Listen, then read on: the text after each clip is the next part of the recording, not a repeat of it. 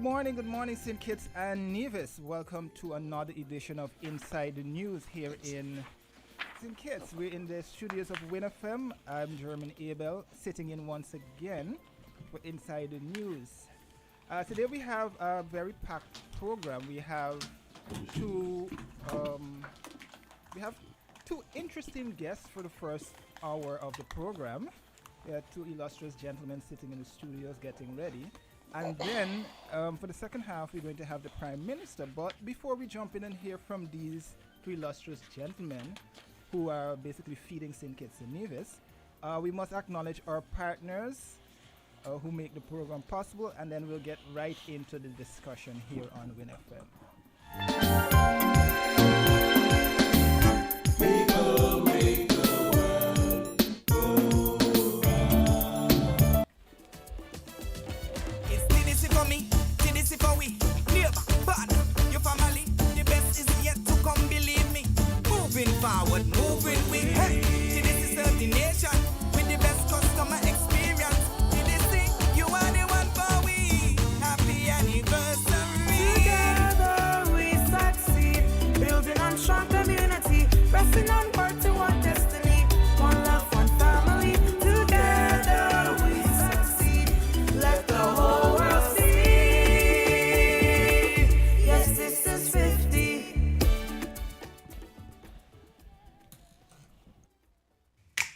Maybe it's the way the brilliant gold liquid reflects our sunshine, or how the bright blue of its label mirrors the clear Caribbean skies overhead. Maybe it's the fresh, crisp taste of this beastly cold beer on a scorching hot day. Maybe it's even the way it brings us all together. But one thing is for sure, Carib is very much a part of who we are wherever we're from in the Caribbean. Carib. It's the way we play. Drink responsibly. People make the world go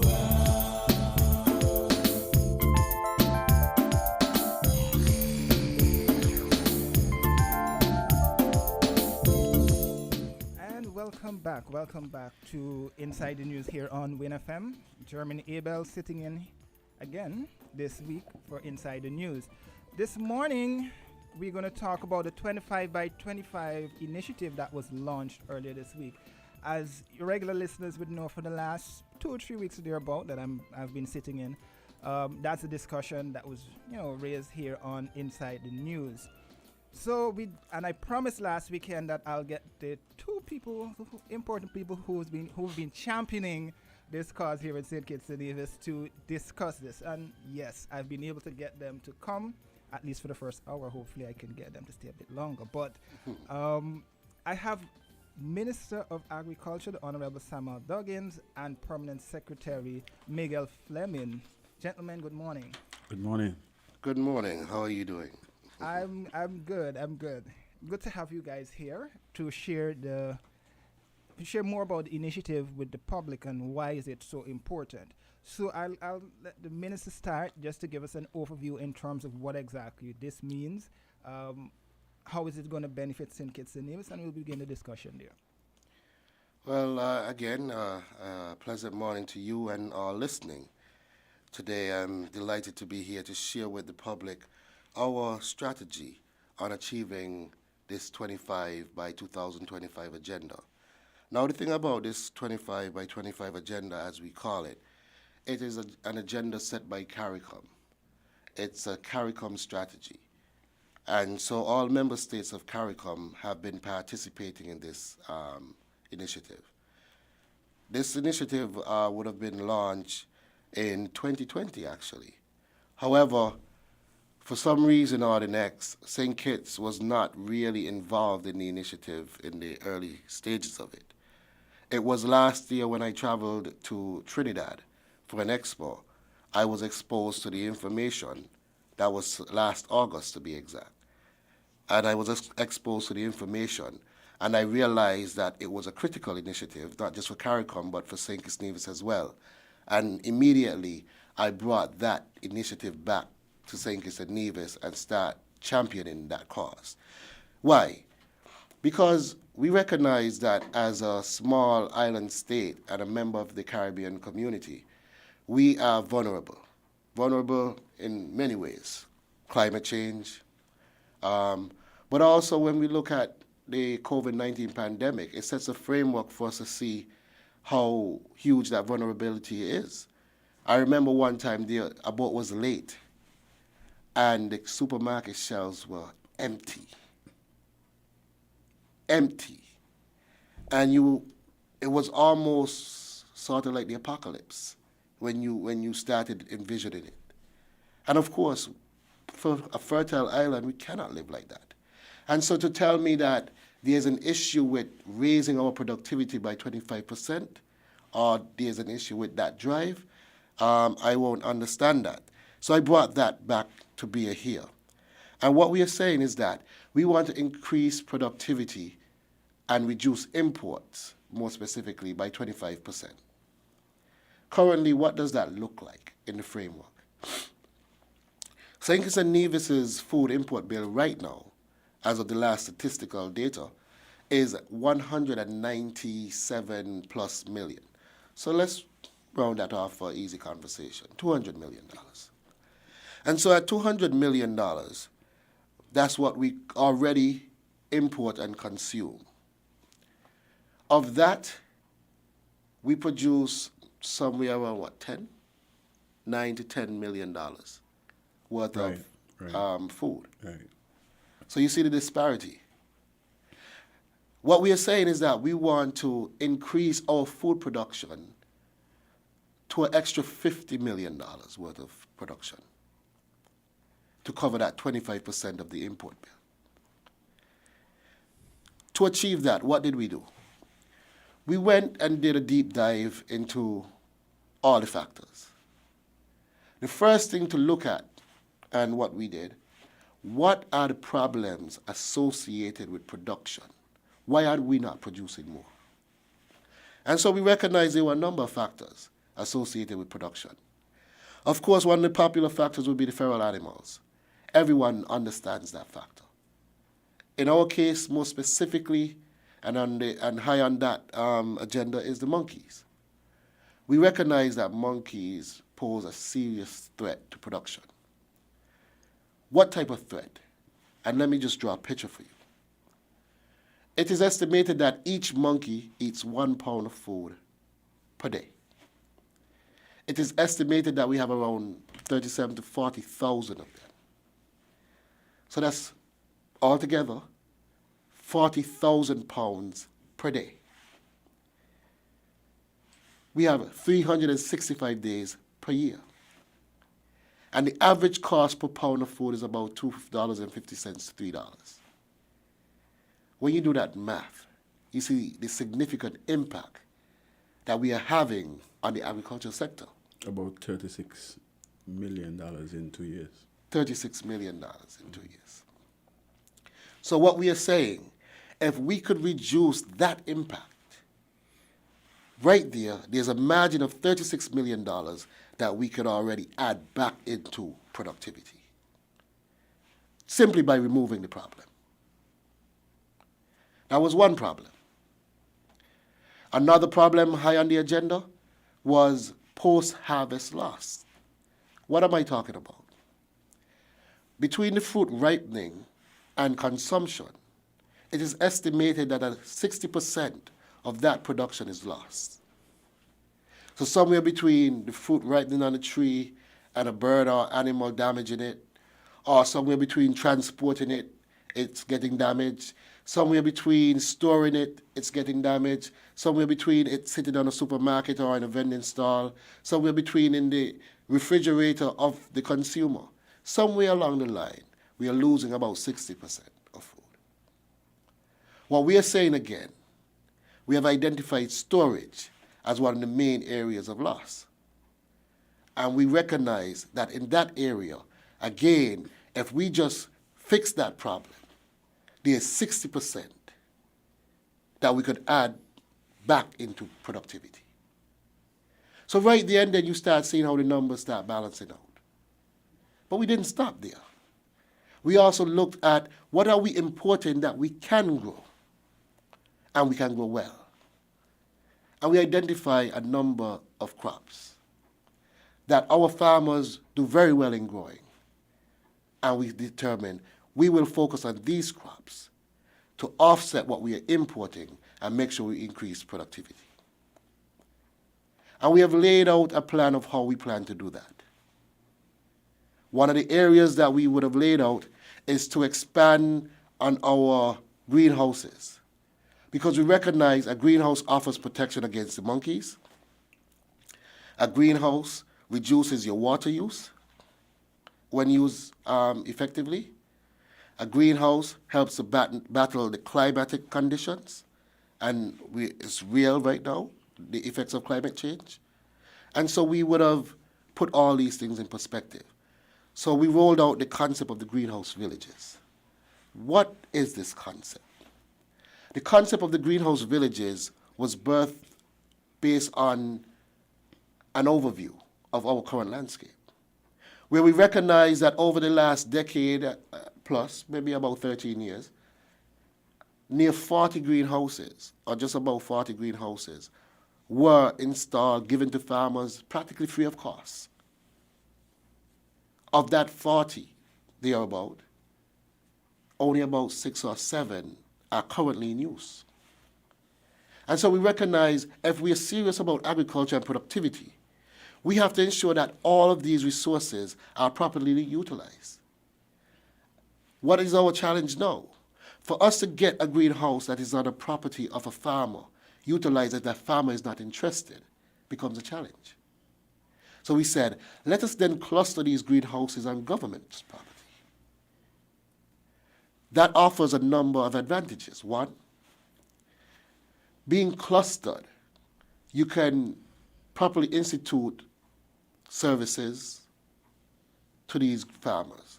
One, our extension officers now can be stationed there, where you have this service immediately available.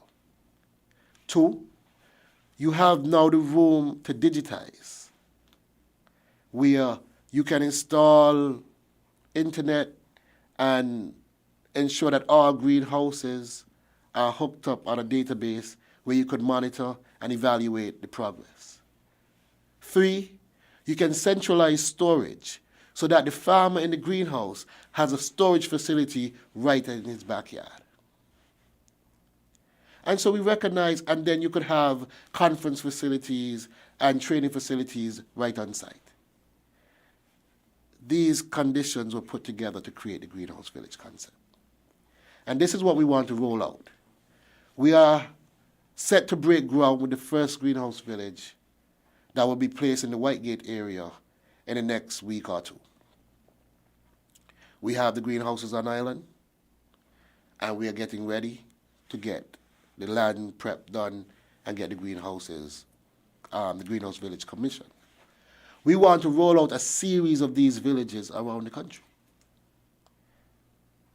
Once we would have done that, crops like broccoli, crops like cauliflower, crops like tomatoes, crops like peppers become much easier for our farmers to grow. Because now you have the protection of the greenhouses, you have the monitoring and evaluation, you have the water control, you have the soil control. We can grow healthy and better plants. But these are the things that we are considering in our plan. While we have a more extensive plan for beyond 2025, we are looking at crops that we know once we start working now, we can have an impact by 2025 that we could put on paper and say, this is our success. But we have plans for crops, tree crops as well. We have plans for breadfruit. We have plans for salsa. We have plans for a number of tree crops. But these plans won't be materialized for the next 4 years or so.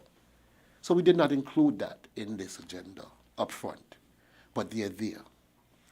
We want to make sure all stakeholders are involved. Backyard farmers, major farmers, livestock farmers, fisher folk, crop farmers, open field, protected farmers. Everyone has a space in this agenda. And so that, I hope, a bit extensive, but gives you an overview of what we are thinking and how we are approaching this. I think you gave us a comprehensive overview there.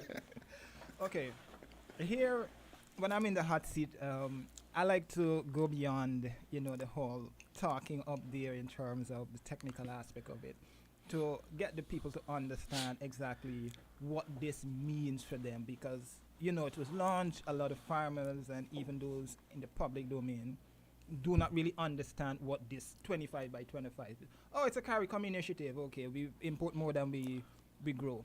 Bam. So, P.S. Fleming, if you could break down all of what the minister just explained there, because he went and he explained it. He summarized exactly what the 25 by 25 plan is. But for the ordinary man on the street who is hearing this glorious plan, we're planning to farm more, decrease this, focus more on this, and do all of that.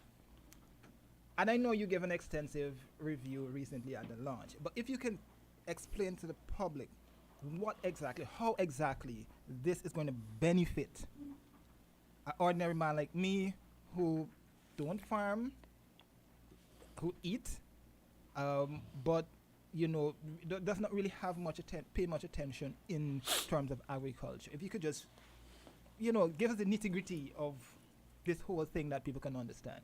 Right. So just to piggyback a bit, so what we did, we look at the crops, and then we also look at their contribution to the food import bill. For example, when we look at broccoli, $1.2 million last year. We look at the fact that, $1.2 million spread across 6 farmers is over 200 and something thousand plus per year if 6 farmers were to focus on just growing broccoli, right?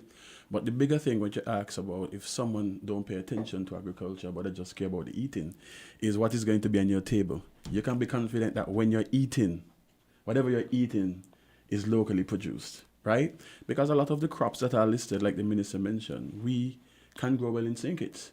But we have had the issues of glut and scarcity. So that is why we kind of, ensure that we show during our presentation the economic value for each crop, what you can make, right? Because the reality is, farmers usually complain about, market availability and all those different type of things. But there must be an organized approach, a unified approach, right? Because we have recognized that we do have the potential. We can grow the crops well. So definitely, when you go to a restaurant, you'll be able to, eat with confidence, knowing that whatever it is on your plate was locally produced, right? And it's not just the crops, but also the livestock, right, and the fishery sector as well, right? Where I think last year as well we imported well over $1.2 million worth of shrimps, and we have that ability right here on the island, and so we can see a lot of job creation. So sometimes I know a lot of persons out there looking for jobs, and if we can empower our farmers and say, hey, move in that direction, move in this direction, then the farmers themselves can become employers. Okay, I like how you put that there. The farmers can be employers themselves. But you raised a valid point there. And my next question would be, what is the Ministry of Agriculture doing regarding the next generation of farmers? Because I know you guys had explained that concessions and some level of funding will be available under this 25 by 25 initiative.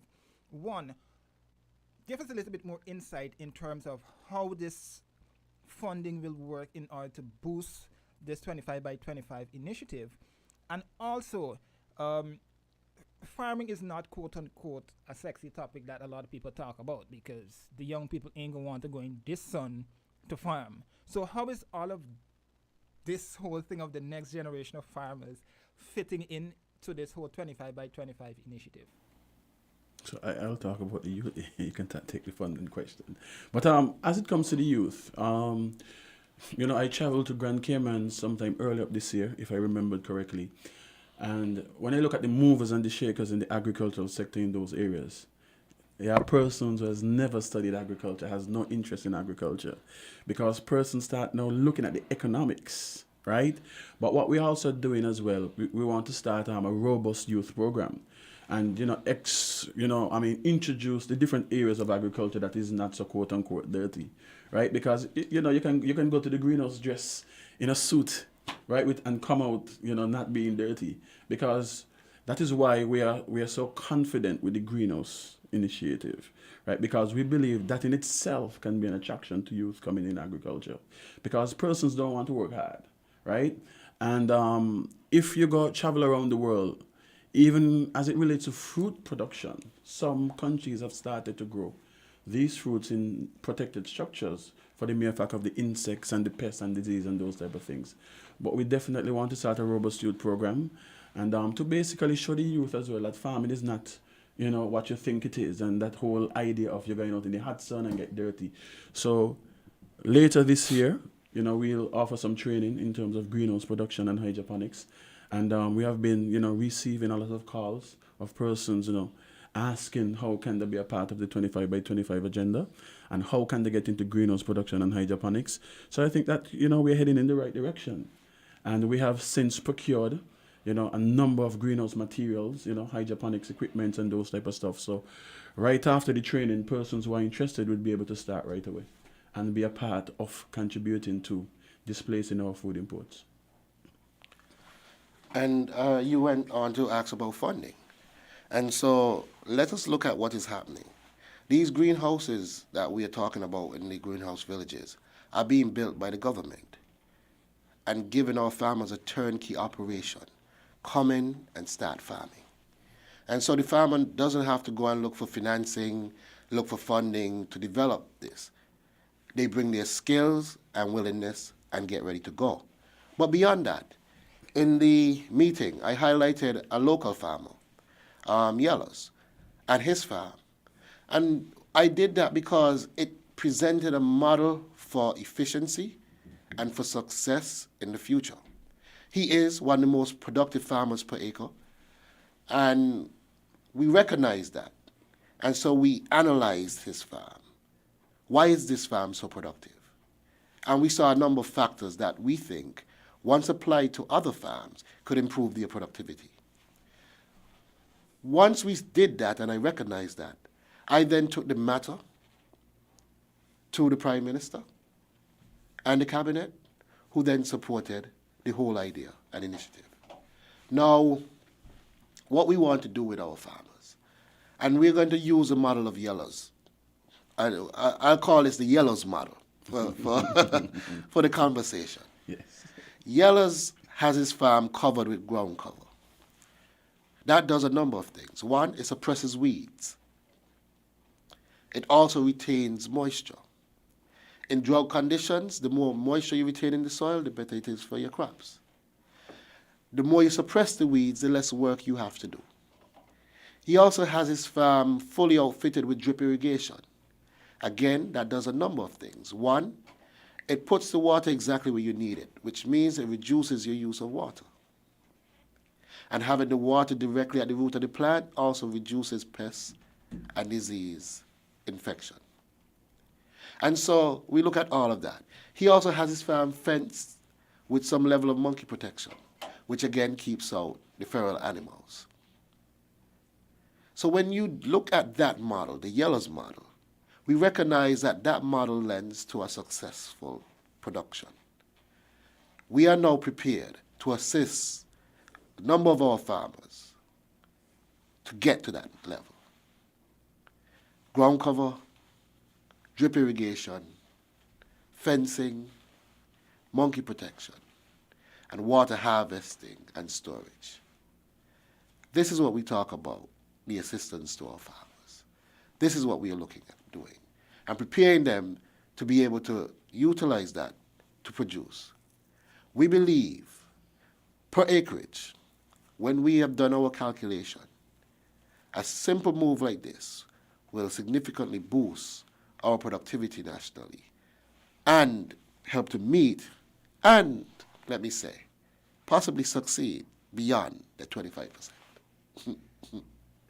Sounds very interesting.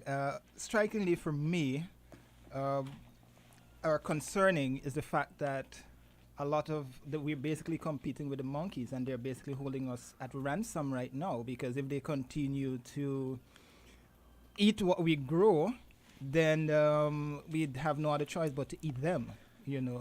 So, but at this point, we have to take a break, acknowledge our partners, and then we come right back and continue the discussions.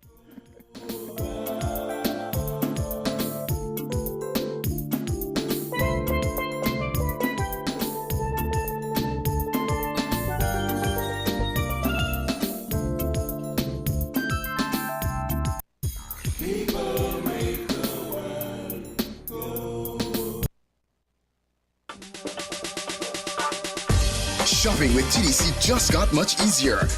Here's how. Log on to shoptdcgroup.com. Shop at your convenience at any time, from anywhere, with your smartphone, tablet, or computer. With our safe and secure payment checkout, you choose the option to pick up in-store or have your goods delivered right to your door. It's that easy. Shop tdcgroup.com, your one-stop online store.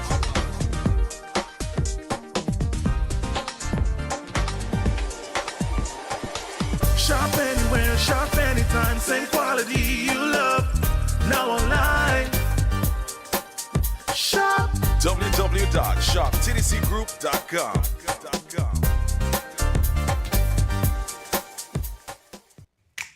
Maybe it's the way the brilliant gold liquid reflects our sunshine, or how the bright blue of its label mirrors the clear Caribbean skies overhead. Maybe it's the fresh, crisp taste of this beastly cold beer on a scorching hot day. Maybe it's even the way it brings us all together.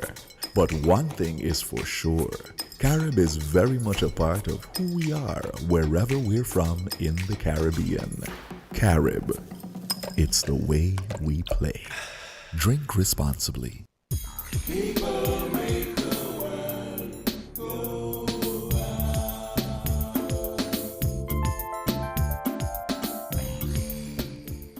Welcome back, welcome back. So, I was making a point just before we took the break, guys. Is having monkey meat part of the 25 by 25 initiative? Everything in moderation. But we do need to manage our monkeys. Of course, they form part of our whole ecosystem. And as a measure of sustainability, we have to find a way to live along with them in different ways. But of course, where the population is right now, it needs some management, and we have plans in place as to how to sustainably manage that monkey population for success, yes. Have you guys done a trace to see specifically where they are more prevalent? Because I know in my area I used to see them every morning. Sometimes we pass and hail up each other, but I haven't been seeing them as of recent. They move according to the availability of food. Oh, so St. Peter's dry basically. Yeah. So they've moved out from there. But a lot of them are in the Far East area, down Newton Ground, in a lot of the farming communities, because food is always there. So you guys would have done a study, or the figures based on an estimate? No, there was a study done, by Dr. Kerry Doe. She was working with the Department of Environment as a consultant.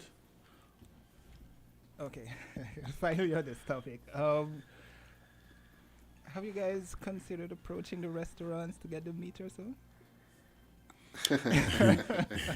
It's a tricky thing, because you have to ensure also that the monkeys are not carrier of any diseases, any possibly zoonotic diseases and those type of things. So we have to really be very particular when it comes to that. Okay, because I know there's the whole human right, well, not the human rights, animal rights, and all these people who would be basically be speaking up against any major push to get rid of them. Well, again, everything else in moderation, right? Because we do eat meat from different animals. Monkey is just another one of those animals. And so I don't think there's any room for animal rights to say we cannot eat our monkeys in any. But again, how do you sustainably manage it? It becomes the important factor. Okay, let us continue on this topic. I know just prior to the launch of the 25 by 25 initiative, you guys held consultations with both farmers as well as fishermen. What were some of the feedback that you would have received from them ahead of the launch of the 25 by 25 initiative? Well, we had extensive discussions with crop farmers, livestock farmers, fisher folk. We also had with a number of other sectors. But what we gathered from them were a lot of their challenges. And again, just like anything else, if you can help to resolve the issues and remove the challenges, then you increase productivity. Our fisher folk, different materials that they would need, and the whole idea of new fishing grounds, the deployment of FADs became one of the major topics, because they need to have new fishing grounds. And we have agreed, and we are on a mission to deploy a number of FADs over the next few months and the next few years, increase the deployment of FADs to create more fishing grounds for our fisher folk. The livestock farmers, again, feral animals, because you have, in some cases, dogs being a major issue, stray dogs that are damaging animals. At the point, we were on the brink of bringing in a vet because we had issues with veterinary services on the island. We currently now have the vet on island, and so some of that, again, has been resolved. The fencing matter, again, we would have written to Cabinet to invest in fencing some of these farms, and we want to see how much of that we can do. In terms of crop farmers, there were a number of issues raised as well, and most of which we are trying. Water would have been a major one. And to address the water matter, we have sat with the water department, and we are working out a very comprehensive plan, not just to address water for farmers, but water for everyone across the country.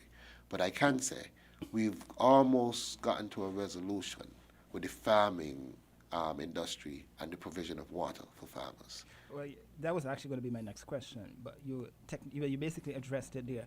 What sort of input or how important it is for the private sector to play a role in the 25 by 25 initiative?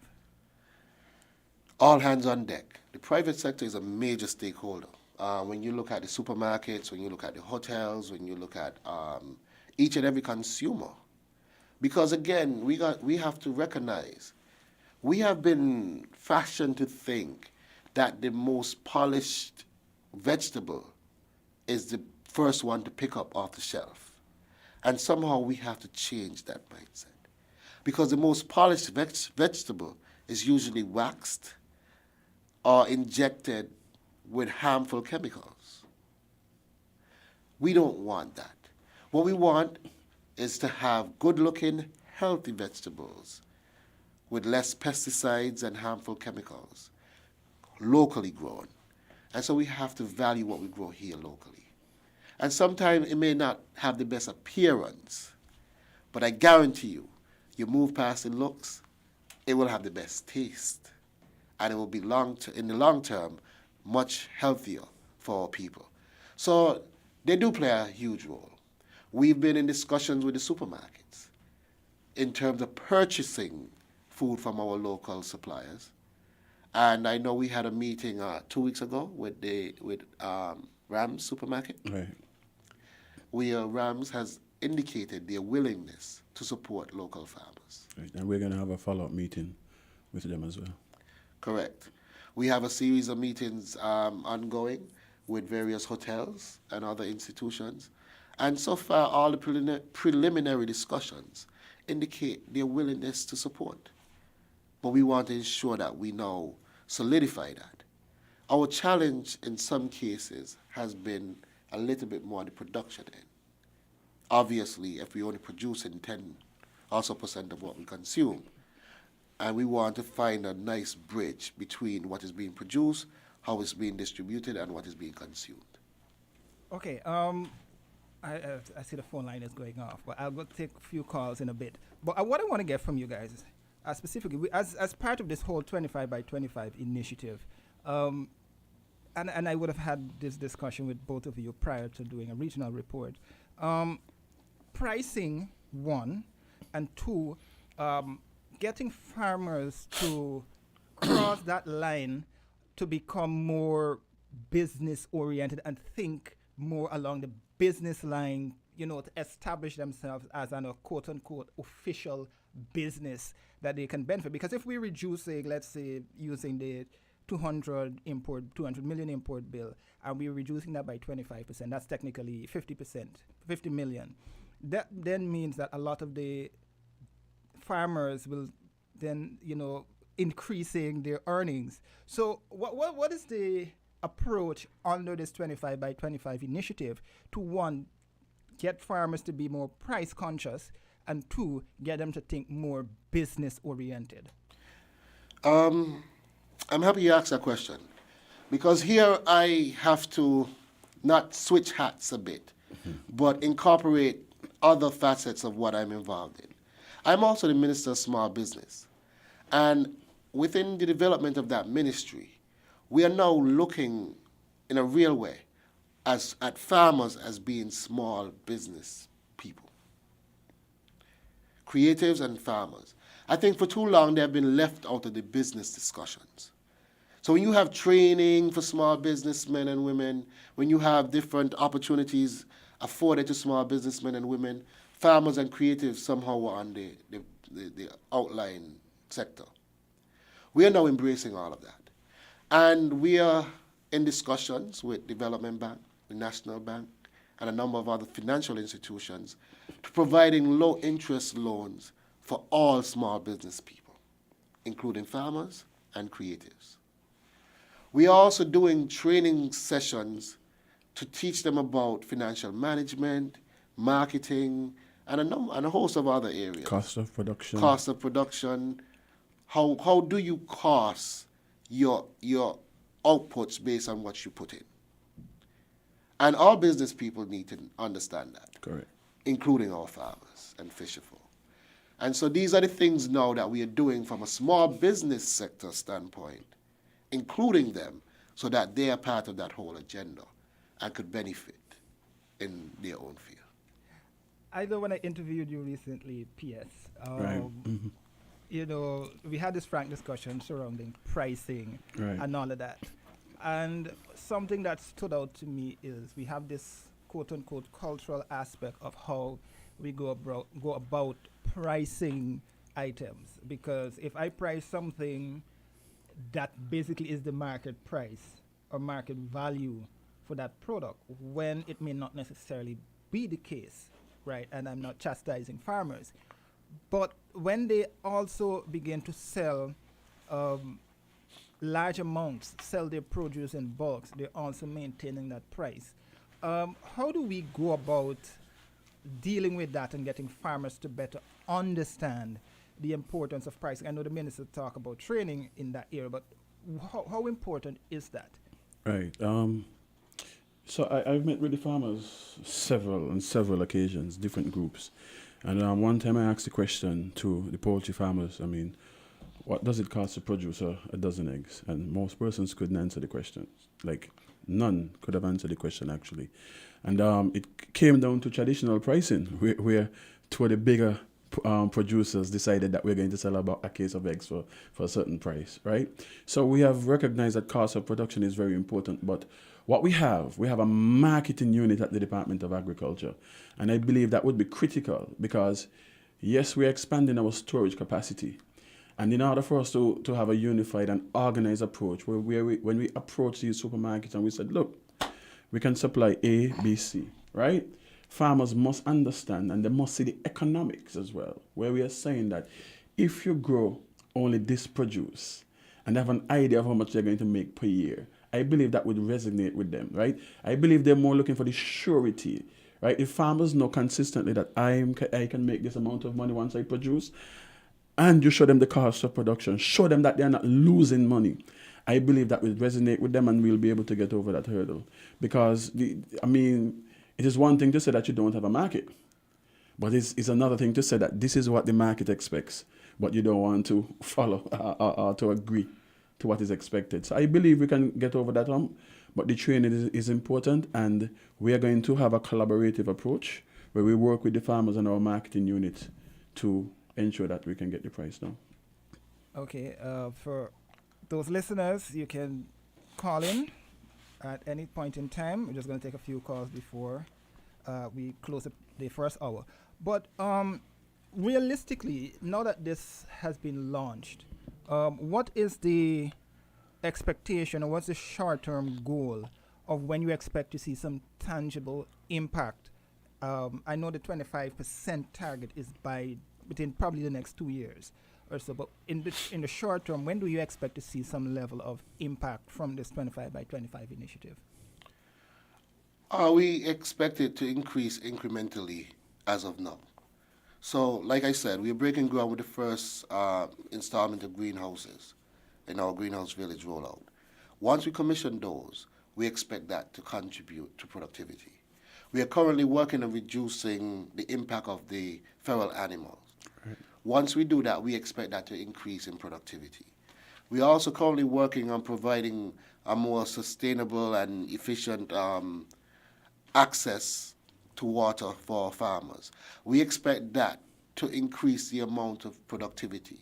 One, because farmers would now have access to water on their farms, but also they could produce consistently throughout the year, which instead of getting one crop of a particular product per year, they could have 2 or 3. And so over the next few months, many initiatives will be put in place where we'll see incremental growth and success. But we expect to reach to that level of 25% by 2025, given the consistent input that we expect to do. Okay, Minister, so callers, just to note, we're going beyond the political realm. We just want to get the details, go into the news itself. So you can quickly state your question, ask, okay, that caller is gone. So we go back to the phone lines. Caller, good morning. Hey, good morning, Mr. Abel. Nice for you to come. Good morning. And good morning to all the listeners at home and abroad. Is the radio disturbing you? No, go ahead. Oh, come in another room. Good morning to your guests. Now, before people assume I don't know anything, I studied agriculture development and policy at Mona in UWI. That is just the introduction, right? There we look at the policies, because all of this thing has to do with consistent and good planning. And every time a government change, they change what was there. I am talking about pricing. They have been taught that accounting, farm keeping, but there's no consistency. And there seems sometimes to be a lack of understanding of what is needed in agriculture. If the policy is bad, the outcome will be bad. Now, let me get to the greenhouse. The greenhouse village sounds like a good idea, but it's actually a bad idea. If the minister would recall in 2017, when those 2 Category 5 storms passed our way, we damaged almost all of the greenhouses. So to put all in one place, you expose everybody one time. What needs to be done is a geographical study of the areas. Where did the greenhouses survive? Is what I'm dealing with, right? You first have to study that. Because if you put all in one place and the next storm come and destroy you all, we're no better off.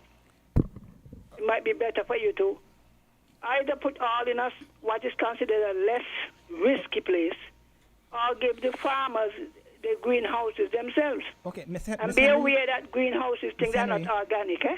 Ms. Henry, 30 seconds because the phone lines are going and the crops that can be grown in greenhouses, are they sufficient, nutritious enough to sustain us? I don't know if you could do dashi in Kenya, the things that can actually do more than just eating green bush. I'll call back. All right, thanks. Minister P.S., anyone? Oh, certainly. I want to thank that caller for, her input. But just to address the questions asked, we never said that we'll put all the greenhouses in one place. We are saying we are clustering them and having different clusters all around the island. And I think that may have been a misconception. It's not that we put it all in one place. We are doing a number of clusters. So we're putting up, in the first instance, we're looking to put the first 15, 16 together in one cluster. And then we then build another cluster in another location around the island and continue that process over time up until we would have exhausted that. So that's one area. But there's another misconception that I picked up from her comments. Greenhouse production and hydroponic production is two different discussions. If you're questioning the organic nature of hydroponics, I understand. But you can grow in pots or in the soil within greenhouses as well. And you can have organic production within the greenhouse structure. And so I think it's a little bit incorrect to state that greenhouse production is not organic. Correct. And so you can have organic production. It is a choice. You can do organic production or inorganic production. And not all the crops that has been identified would be grown in greenhouses. Correct. We have those that are going to be greenhouse production and those that are going to be open field, like the dasheen and the tanya and the yam and Correct. those. So we are not saying that we're doing away with open field. We are saying that we are enhancing our intensive and protected agriculture sector to help boost that productivity. Okay, we go back to the phone line. Okay, we lost that caller, and we have another one on the line. Caller, good morning. Keep your... Okay, guess we lost both of them. And we go back to the phone lines. Caller, good morning. Greetings. Greetings. I'm extending the greetings to your guest in studio. Okay, this sector, you know, agriculture in all its forms, it's a win-win for us once it is successful. Indeed. Win-win in terms of economics and our health. Now, if we don't have unison in doing this, in achieving this, in seeing this success, if we don't have the unison that is needed for it to happen as a federation, we're not going to be successful. And I personally want to see it be successful, and I'm sure that others want to see it successful. Please, Honorable Minister, PS, please, whatever humble way you have to do it, please try and get all and sundry on board. We wish all of us all the best. As we said before, this is a win-win in so much forms, health and economics. Blessed love. Blessings. And I want to thank that caller again for their input. And to state or piggyback on what they would have stated, the truth is, to increase productivity in St. Kitts and Nevis could only be a win for all. And that is all we are talking about here. This isn't some new and novel idea. All we are saying is we have identified ways, analyzing our current production systems to increase productivity. That's all we are talking about. Whether it is reducing the problems, whether it is enhancing things that work. All we are saying, we plan to increase productivity.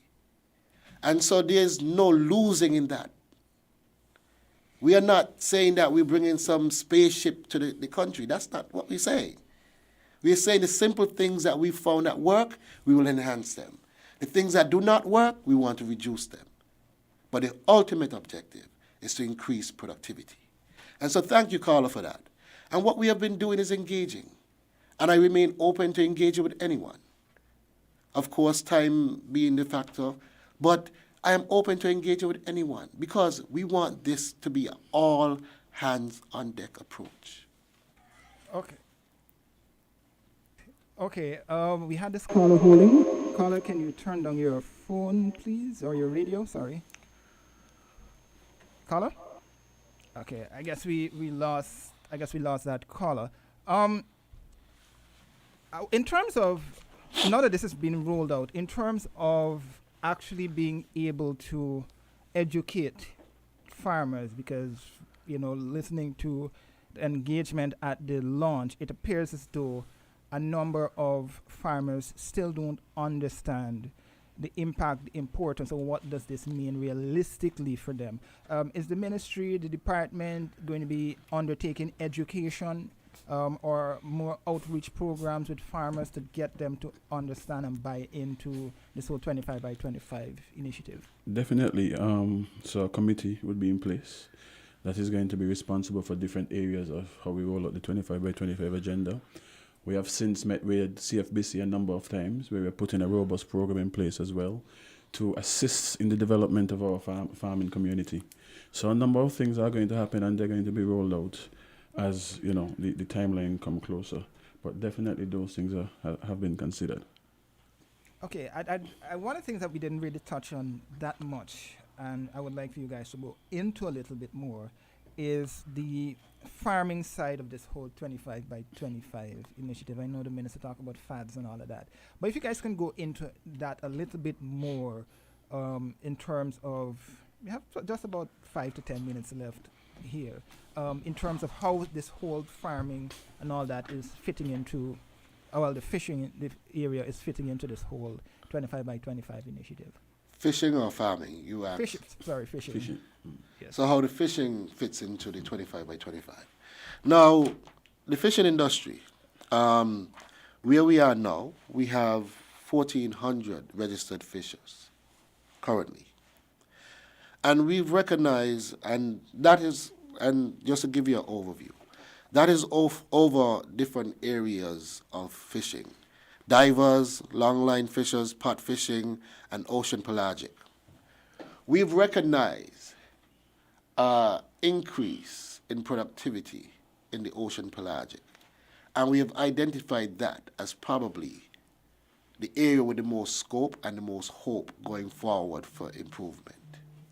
That's not saying that the others don't present opportunities. We just recognize that as the one with the greatest potential. And that's why we talk about fat production and deployment.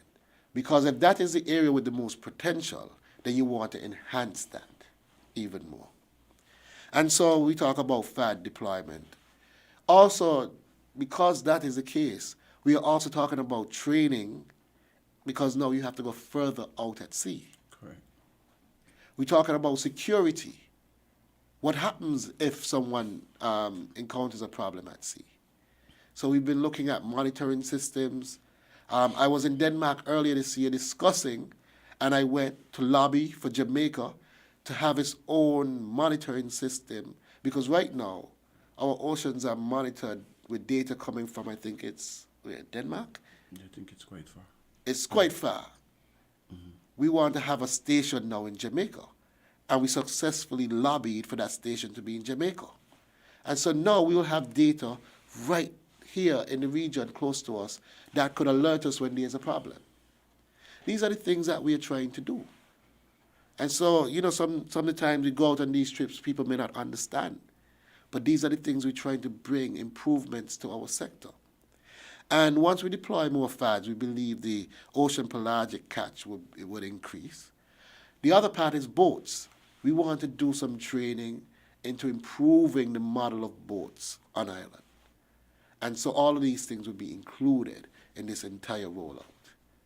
Better boats, better monitoring systems, more secure vessels, better communication, more fads. And aquaculture. Aquaculture.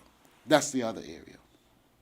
So eventually, would you guys be considering maybe having a fish farm on island itself yes. in a large scale? Yes, aquaculture. We want to do tilapia and shrimps. So that is one of the main areas we're looking at.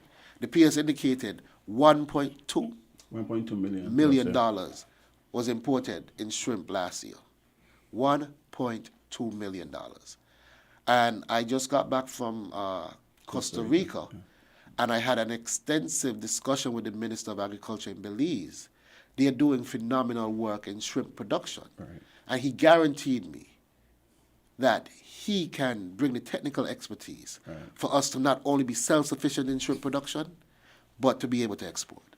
And we are now working on getting that here.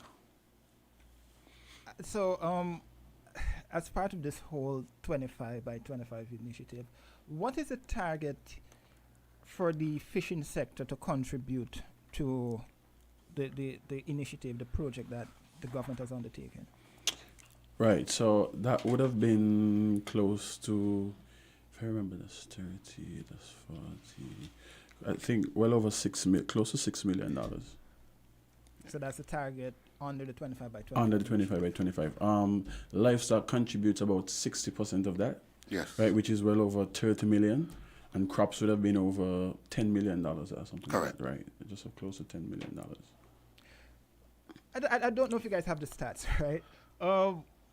Roughly, because I know PS, you had given, had stated some of the breakdown to me recently. Right. But what specifically, if you can tell us, in terms of what actually cost the most in this whole 25 by 25 initiative? Because again, people like to eat. Right, what costs the most? Yes. I think it's livestock. Yeah, livestock, meat. But that's an interesting question because I could pinpoint that down to some work we've been invested in. Poultry. Yeah. Poultry represents a near $20 million industry in St. Kitts Nevis alone. And so you see Nevis already went ahead and had the launch of their hatchery. The poultry slaughtering. And we also, on our end, along with the Taiwanese, are developing a hatchery. When you put that together, we are significantly tackling that $20 million market. And I think we must be commended for forward thinking because we import the day-old chicks. There are so many limiting factors with importing the day-old chicks. The flight, the stress, having to get them cleared off the tarmac when you bring them in and all these things, customs and all these things. So moving in that direction where we can able to have our own day-old chicks produced here, that is really forward thinking. And that's it. And beyond that, let's talk about the economics to the local man. Now, with what we have in Nevis, you can, in your backyard, rear a number of chicken and don't have to worry about how you're going to get them plucked, how you're going to get them processed. All you do, get them to Nevis, you collect a check. That is easy business. A no-brainer. That sounds a bit too easy, for some people, Guys, we are simplifying agriculture. Okay, guys, I don't know if you have another half an hour to spare us here on the Inside the News program because we're kind of out of time. If you have the time to spare. Sure, we're here. Good. So we have to break now for the midday news because, I don't want them to take my head off. So we have to break for the midday news. And then we'll come right back to continue the discussion on Inside the News on the 25 by 25 initiative here in St. Kitts and Nevis.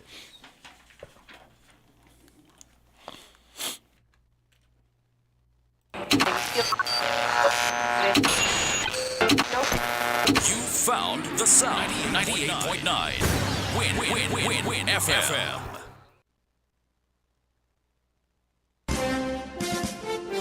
We now bring you the headline news. The headline news is brought to you by Caribbean Alliance, KDP Enterprises, The Grange, and Carib Brewery.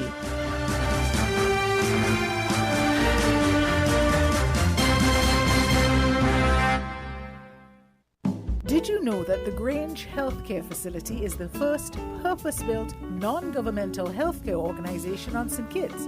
It's situated at Otley's, 7 miles east of Basseterre in beautifully landscaped surroundings. The Grange has a team of highly trained professionals and provides care that's rated as being comparable with UK and North American standards. The Grange offers varied accommodations to suit your individual needs, and our all-inclusive packages make the cost of care per hour the most competitive on the island. Services include convalescent care for all ages, daycare facilities for older adults, rehabilitation services services, and training and continuing education for healthcare providers.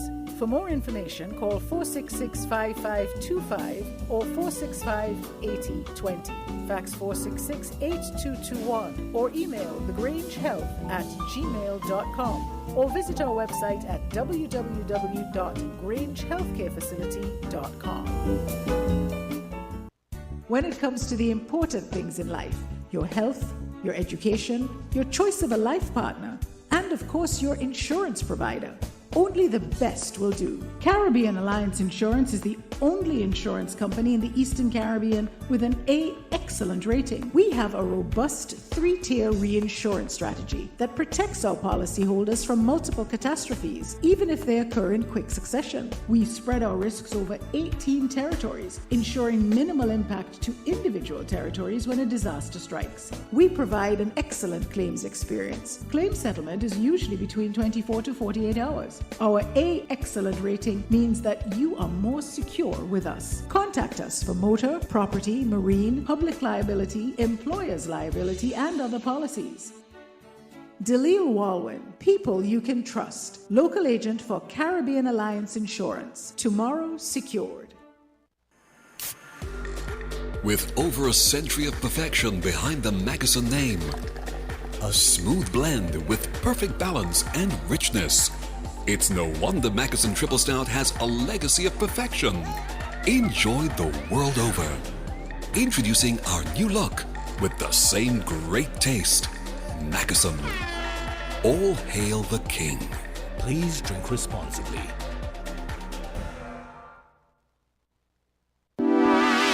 Shipping your cargo shouldn't be a hassle. It can be as easy as a single call to Amerijet International, your worldwide cargo transportation solution. We provide all the services you need to ship your goods anywhere in the world, whether your shipment is fresh, frozen, large or small, alive or hazardous. You can count on Amerijet to deliver it safe and sound. Amerijet International, by land, sea or air, we get it there. For more information, visit us online at www.amerijet.com or call us at KDP Enterprises at 466-9595.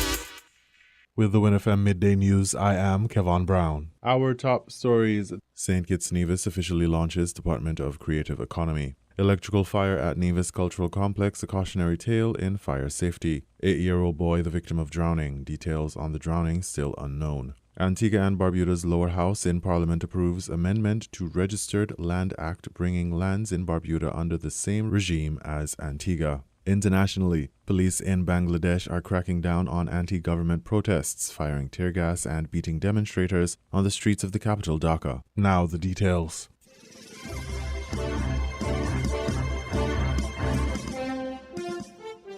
The Department of Creative Economy officially launched on July 28th. The launch of this department is instrumental in providing an official government department and thus a space where creatives can be provided with opportunities to showcase and market their talents within the local, regional, and international orange economy, and catapulting the Federation as a viable partner in the sector. Permanent Secretary in the Ministry of the Creative Economy, Valencia Sider, reiterated why creating avenues for people in the creative economy was necessary. At the dawn of time, the greatest artist to exist created the world. And then he populated it with creatives to continue his artistry.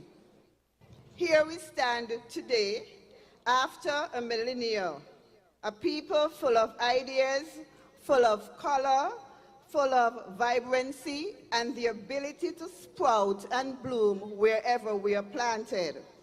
Today, I welcome you to a new day, a day where creatives are no longer relegated to the corners of society as time wasters and daydreamers, a day where we can shake off the stigma perpetuated by society that colors creatives as outcasts and underdogs.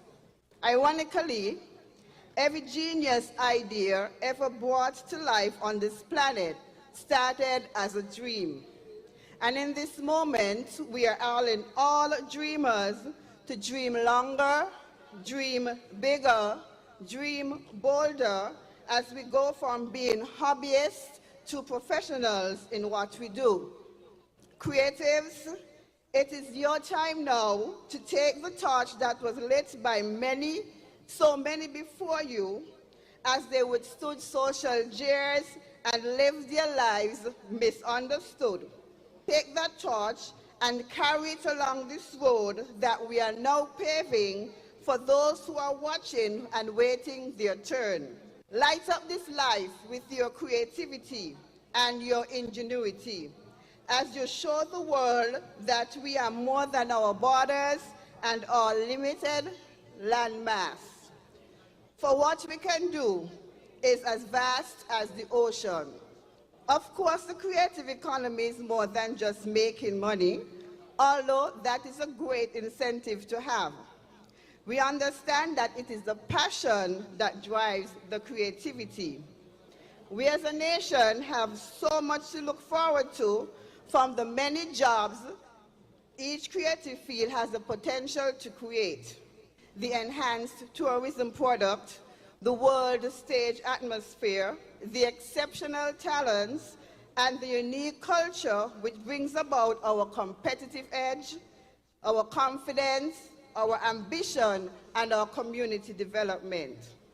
This would only be possible if the work is put in and each person does his or her part.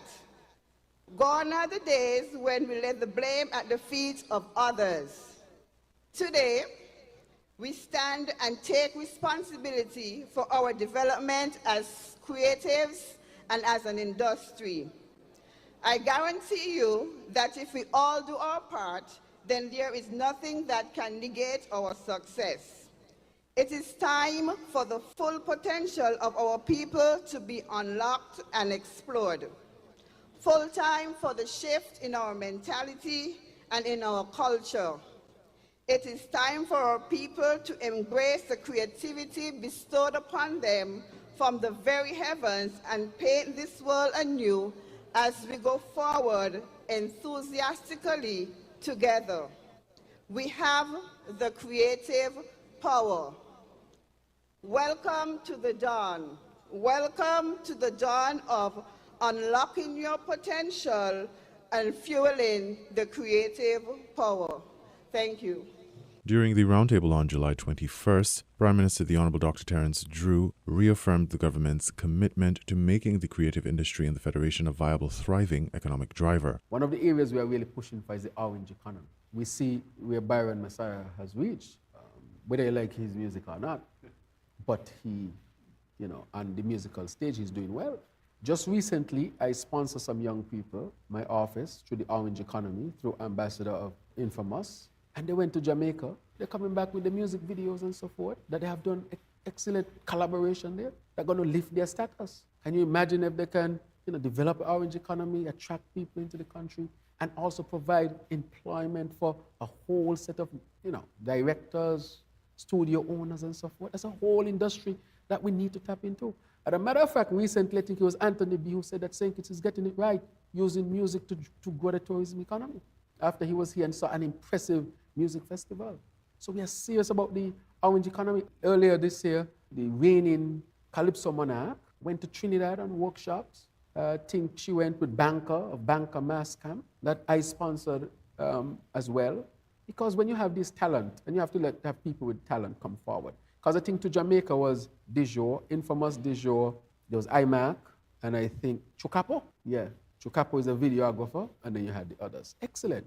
And they got that exposure. And they have done music and collaboration that you'll see soon. Very, very soon, I would say in a week or two. And so as they build out, they are going to generate jobs because they get bigger and they're in demand. They need a team, they need a crew, they need production, they need studio, they need onstage dancers, they need a whole set of support that would create jobs. And we are looking at the film industry as well.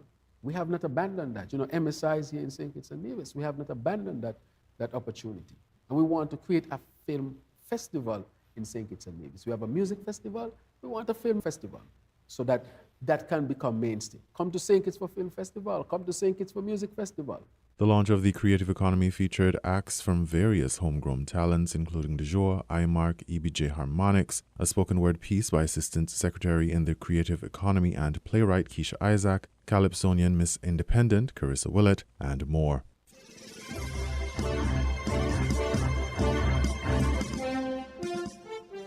A fire at the Nevis Cultural Complex occurred on July 27, 2023, according to Fire Substation Officer Timothy Martin. We had a fire at the Nevis Cultural Complex. Culturama just launched yesterday, I think it was. So the official opening. So they had an event at the complex. Right.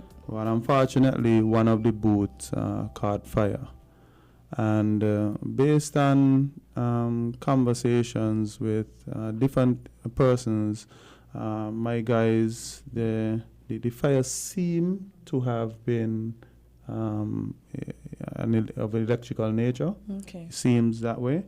But like I say, it's still under investigation, so other findings may turn up, said the fire substation officer during the July 28th broadcast of Fireproof on Island T. 4 fire officers extinguished the fire. The booth at the Nevis Cultural Complex was considerably damaged by fire, smoke, and water. No one was injured during the incident. The fire at the Nevis Cultural Complex is a cautionary tale, as Martin reminded the public that in instances where a fire could break out, a fire extinguisher should be on hand in case of emergencies, especially in a public space. He also provided other tips. Typically, persons who occupy booths around these times, they do a number of things in their booth. Some persons actually do cooking.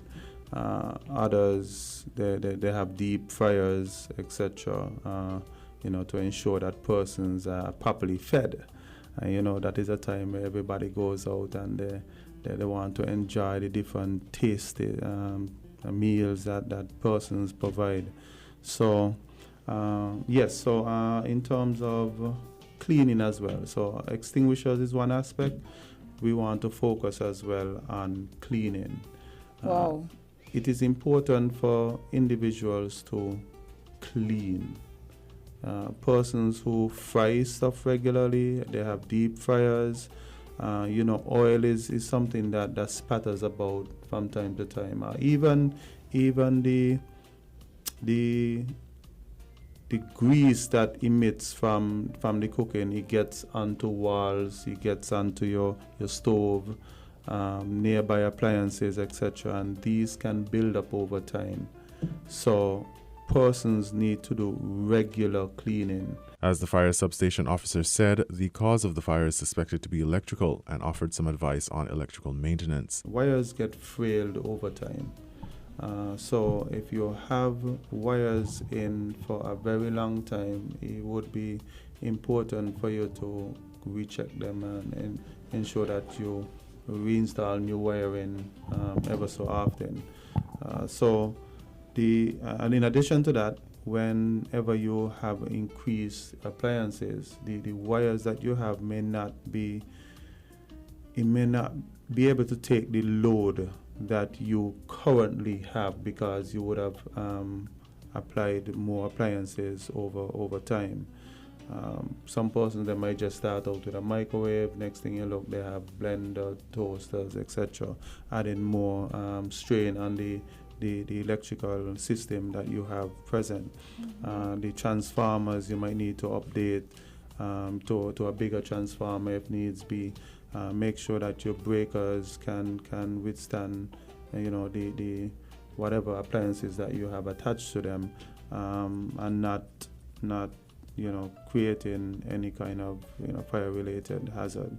In terms of repairs to electrical appliances or wiring, the fire substation officer advised against shortcuts and to seek the assistance of a certified electrician to make sure the repairs are up to safe standards.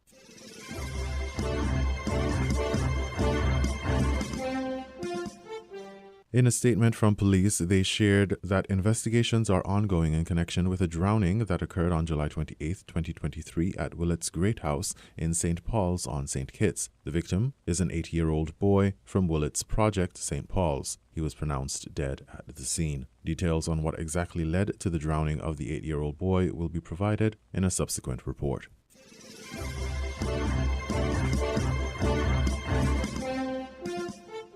In regional news, Antigua and Barbuda's lower house in Parliament approves amendment to Registered Land Act bringing lands in Barbuda under the same regime as Antigua. The first object of this bill is firstly to make certain that this act applies to lands in Antigua and also in Barbuda, since we are one unitary, democratic, sovereign state. Attorney General the Honourable Tedward Benjamin presented the Registered Land Amendment Bill to Parliament's lower house Friday. The bill intends to harmonise land ownership rights on both islands. It follows a land survey process to demarcate lands on the sister isle of Barbuda. To the East, Member of Parliament the Honourable Melford Nicholas spearheaded the project with United States firm Trimble to digitise and add Barbuda parcels to the National Land Registry. Anyone who has ever been to Barbuda and have ever seen the process that has obtained, where people are taking you into the wild in Barbuda and they're saying, from that tree or from that stake, I have a lease that runs from there to there. You will understand how inexact the process of allocation of land resource in Barbuda has been. Barbuda MP the Honourable Trevor Walker strongly opposes bringing Barbuda onto the Registered Land Act and vows to roll back the amendment. St. Mary Stout will start the avalanche. That is why we remove Samantha Marshall from there. And when the UPP returns to power, I can tell the nation of Antigua and Barbuda, all these injustices that you have done to Barbuda will be reversed. Prime Minister the Honourable Gaston Brown says the amendment will allow Barbudans to claim lands they now occupy for $1 and possibly purchase an additional acre for the same consideration. And we accept that, look, where they live, they have equity in the land. No one is dispossessing them of anything. We're giving them the land for $1. And the only reason that it's for $1 because the legal provisions are such that you must have legal consideration. That's correct. So it's practically for free. We are acknowledging the equitable interest in the land and we're giving them ownership. And you have the gumption to come into this honorable house to cast aspersions on members on this side, when what we're doing is that we are finally moving the Barbudan people from tenants to owners. Meanwhile, the amendment bill includes a stipulation for absentee owners to claim lands within 3 years. This change was agreed at the committee stage after two members raised concern about the initial time frame of 18 months. Lands Minister, the Honourable Maria Brown, says the United Progressive Party administration removed a previous 3-year time limit in 2007. She says this change affected people who had already arranged to purchase lands from Central Housing and Planning Authority. They would have started paying on these lands. Many of them have completed their payments. But because of the amendment in 2007, title cannot be transferred to them. In the meantime, the amendment also seeks to make it easier for owners to subdivide adjacent parcels of land they own. Jamie J. Roche, ABS News.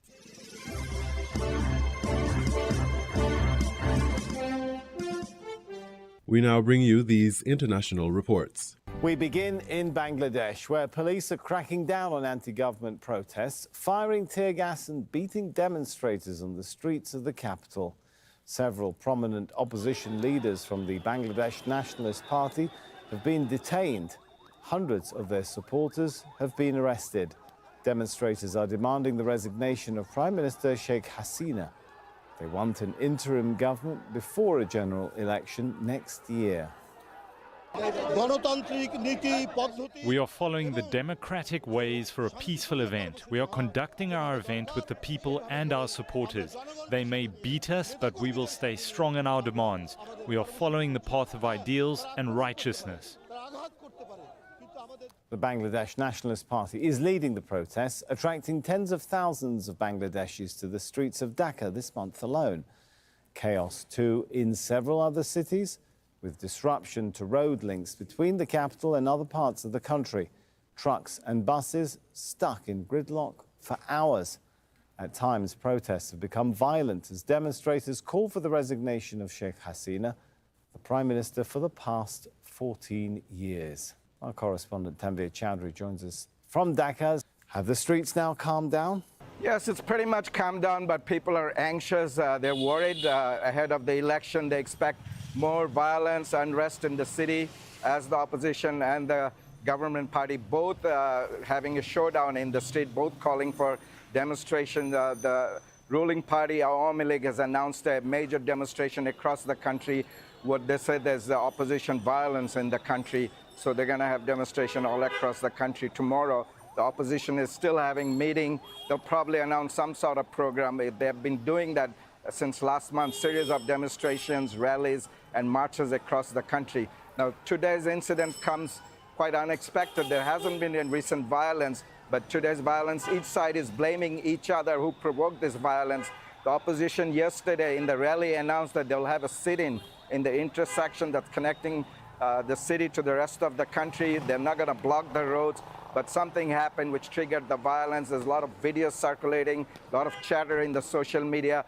One particular video I want to bring your attention that was posted by alternative media and the online.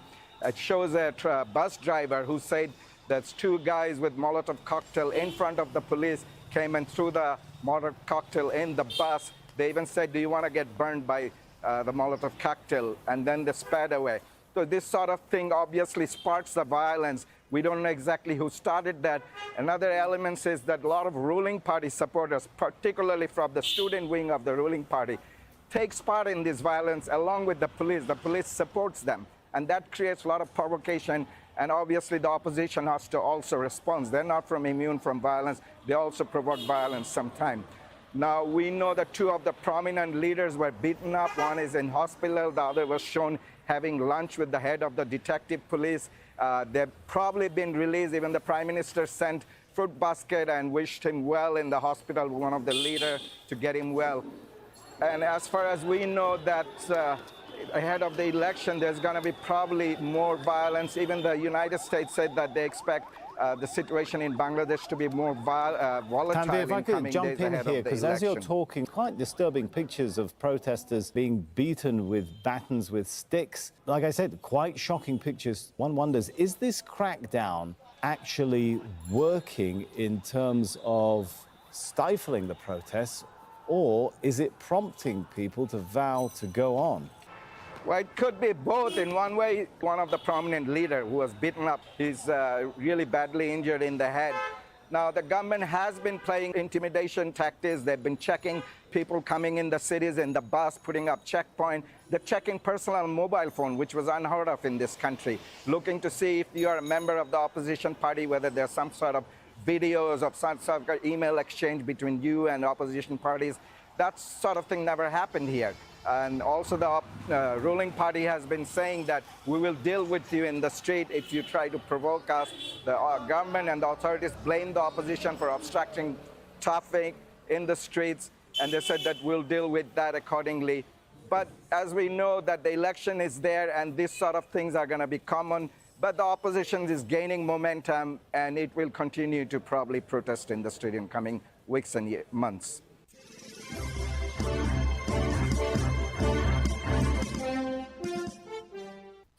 The Kukis in Manipur state are taking up arms. Improvised weapons manufactured for a makeshift militia. Members of this mostly Christian minority group are standing guard. They fear more attacks from the Meitei, the predominantly Hindu group that has them greatly outnumbered. When they attack us, we fire. Not far away, Meitei are also taking up weapons. Their villages have also been attacked. They blame the Kukis. Women are among those keeping watch. They say their community is showing restraint. If we start thinking that the government is not looking after us, then our men will take up arms.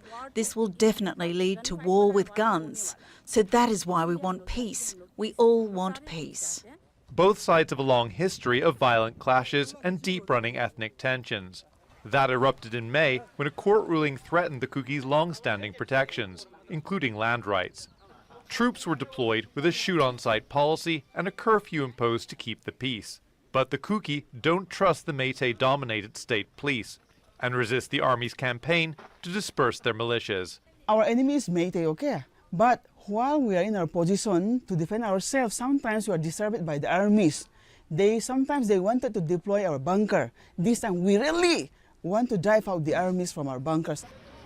As the coffins pile up, bitterness is growing. Where mixed communities once existed, many have left to live with their own, as the cycle of violence goes on. Vinton Monaghan, Al Jazeera.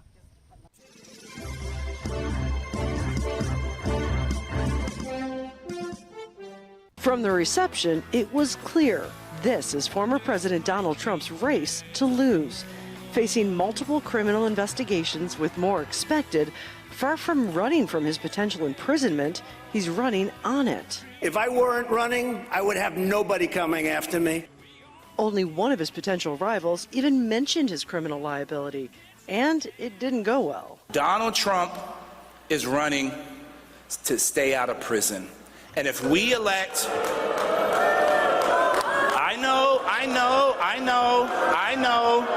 I know, listen, I know the truth is hard. But if we elect Donald Trump, we are willingly giving Joe Biden 4 more years in the White House. Only a few candidates dared to even make a veiled reference to Trump.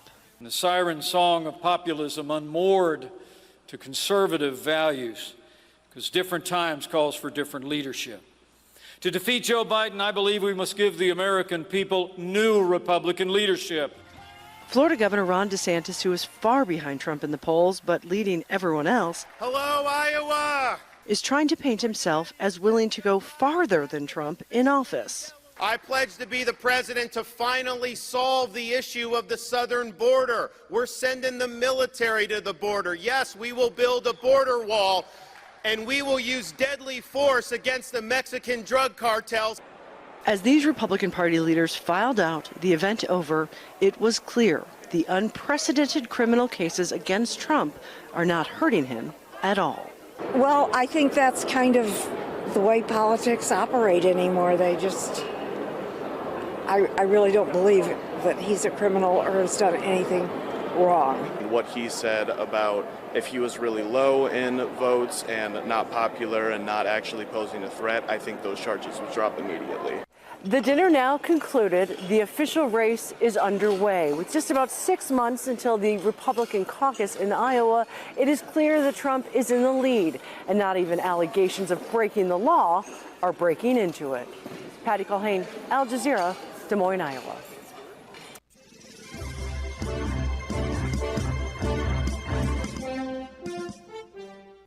You were listening to the Midday News on WINNFM 98.9. The headlines: St. Kitts Nevis officially launches Department of Creative Economy. Electrical fire at Nevis Cultural Complex, a cautionary tale in fire safety. 8-year-old boy the victim of drowning. Details on the drowning still unknown. Antigua and Barbuda's lower house in Parliament approves amendment to Registered Land Act bringing lands in Barbuda under the same regime as Antigua. Internationally, police in Bangladesh are cracking down on anti-government protests, firing tear gas and beating demonstrators on the streets of the capital, Dhaka. Thank you for listening.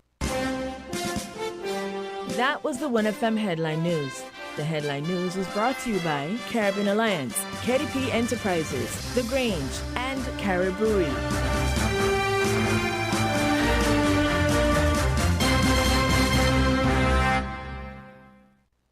Did you know that the Grange Healthcare Facility is the first purpose-built, non-governmental healthcare organization on St. Kitts?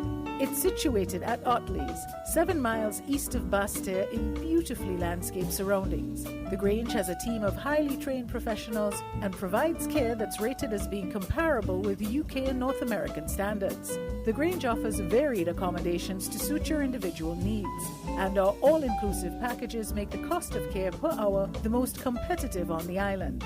Services include convalescent care for all ages, daycare facilities for older adults, rehabilitation services, and training and continuing education for healthcare providers. For more information, call 466-5525 or 465-8020. Fax 466-8221 or email thegrangehealth@gmail.com or visit our website at www.grangehealthcarefacility.com. Maybe it's the way the brilliant gold liquid reflects our sunshine, or how the bright blue of its label mirrors the clear Caribbean skies overhead. Maybe it's the fresh, crisp taste of this beastly cold beer on a scorching hot day. Maybe it's even the way it brings us all together. But one thing is for sure, Carib is very much a part of who we are wherever we're from in the Caribbean. Carib, it's the way we play. Drink responsibly.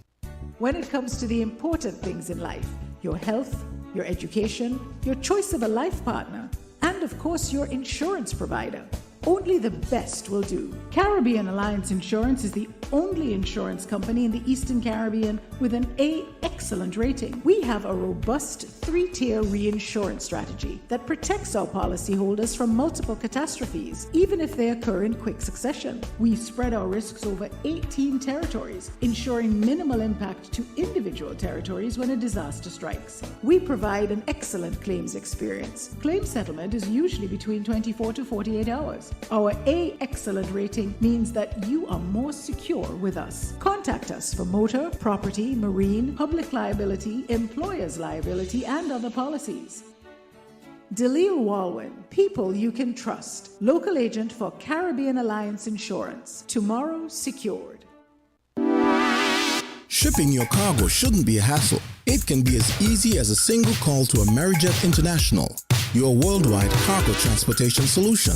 We provide all the services you need to ship your goods anywhere in the world, whether your shipment is fresh, frozen, large or small, alive or hazardous. You can count on Amerijet to deliver it safe and sound.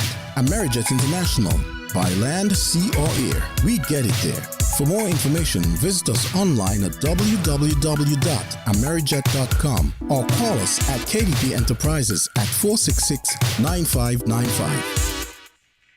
We're different. We're 98.9. 98.9. Win FM.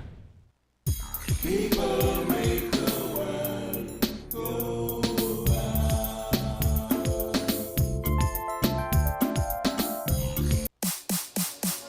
If you need protection, you need one who you can trust to secure your investment. You need one who'll do you just. TDC Insurance, you're the one that you can trust. TDC Insurance, you're always safe with us.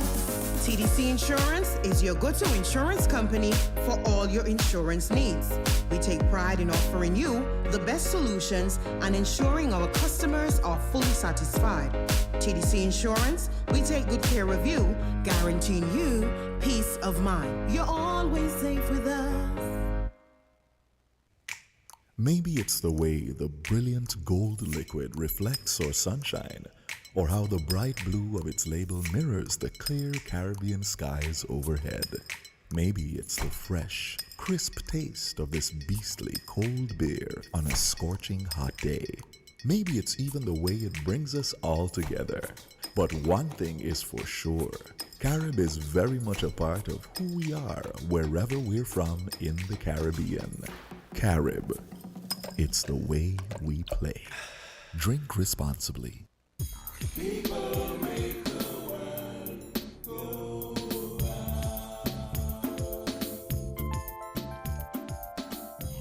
Welcome back to Inside the News here on Win FM.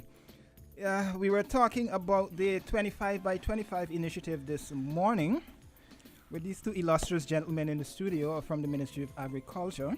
You know, they're the ones responsible for us eating here in St. Kitts. So I know we were begging them to stay for another half an hour, but we're going to give them 10 minutes more and then we'll wrap because our illustrious Prime Minister is joining us.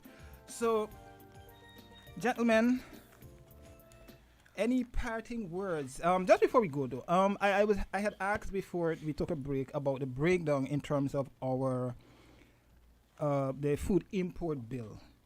I don't know if you guys would have the statistics here in terms of what we import and how much of what we import. Yes, we do.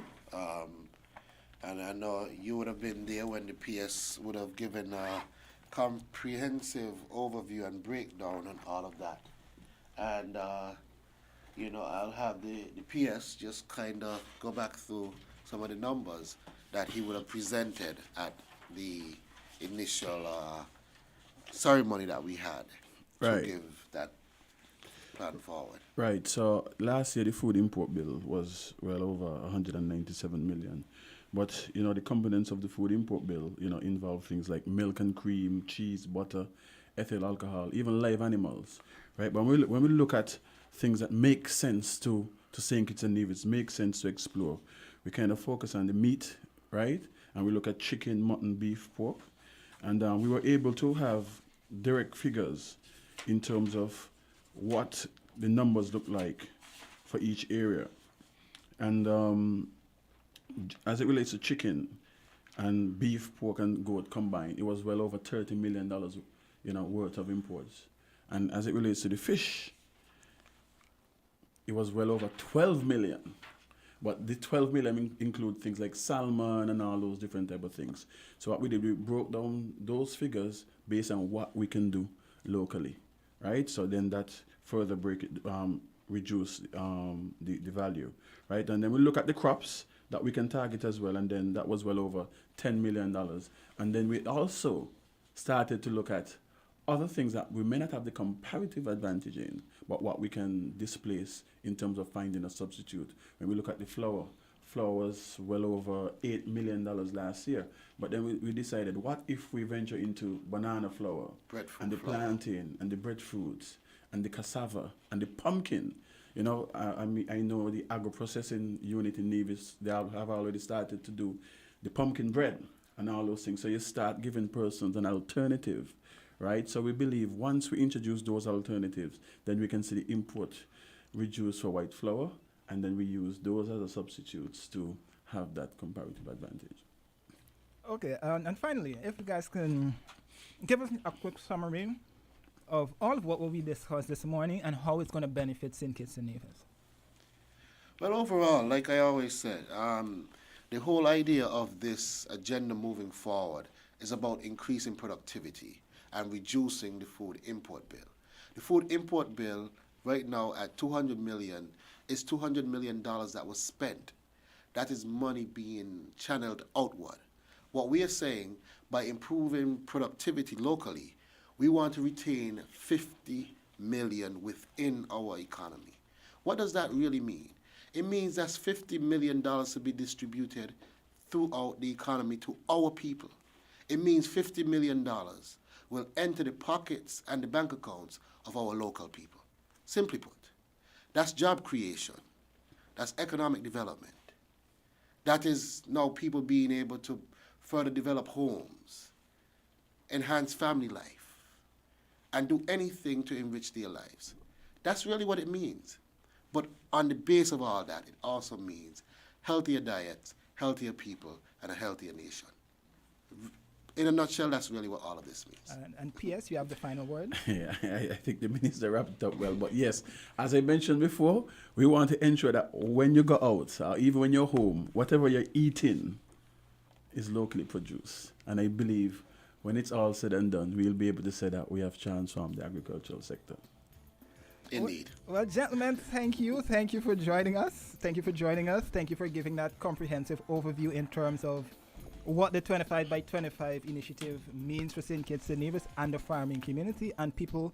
But I can't say like me because I don't eat much. So, but for people who like to eat a lot. So thank you for joining us. Thank you.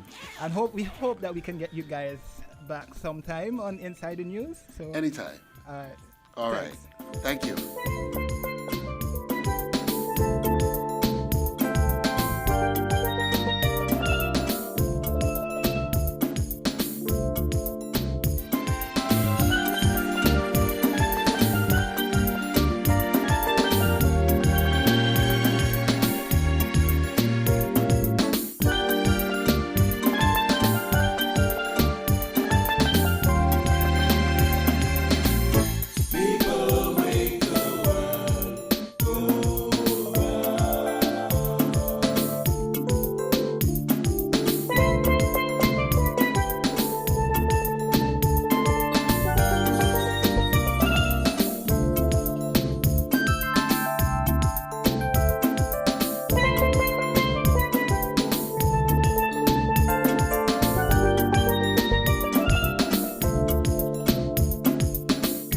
Enjoy the convenience of getting all your documents in one place At the TDC Copy and Print Center on 4th Street in Basse-Terre, we do just that. We offer document formatting, graphic design, and copy and print services. Our team of professionals truly understand all your needs, whether it be administrative, professional, academic, or personal. You bring it, we deliver it with quality every time. Visit the TDC Copy and Print Center today in the TDC Mall on 4th Street in Basse-Terre or call 465-2511.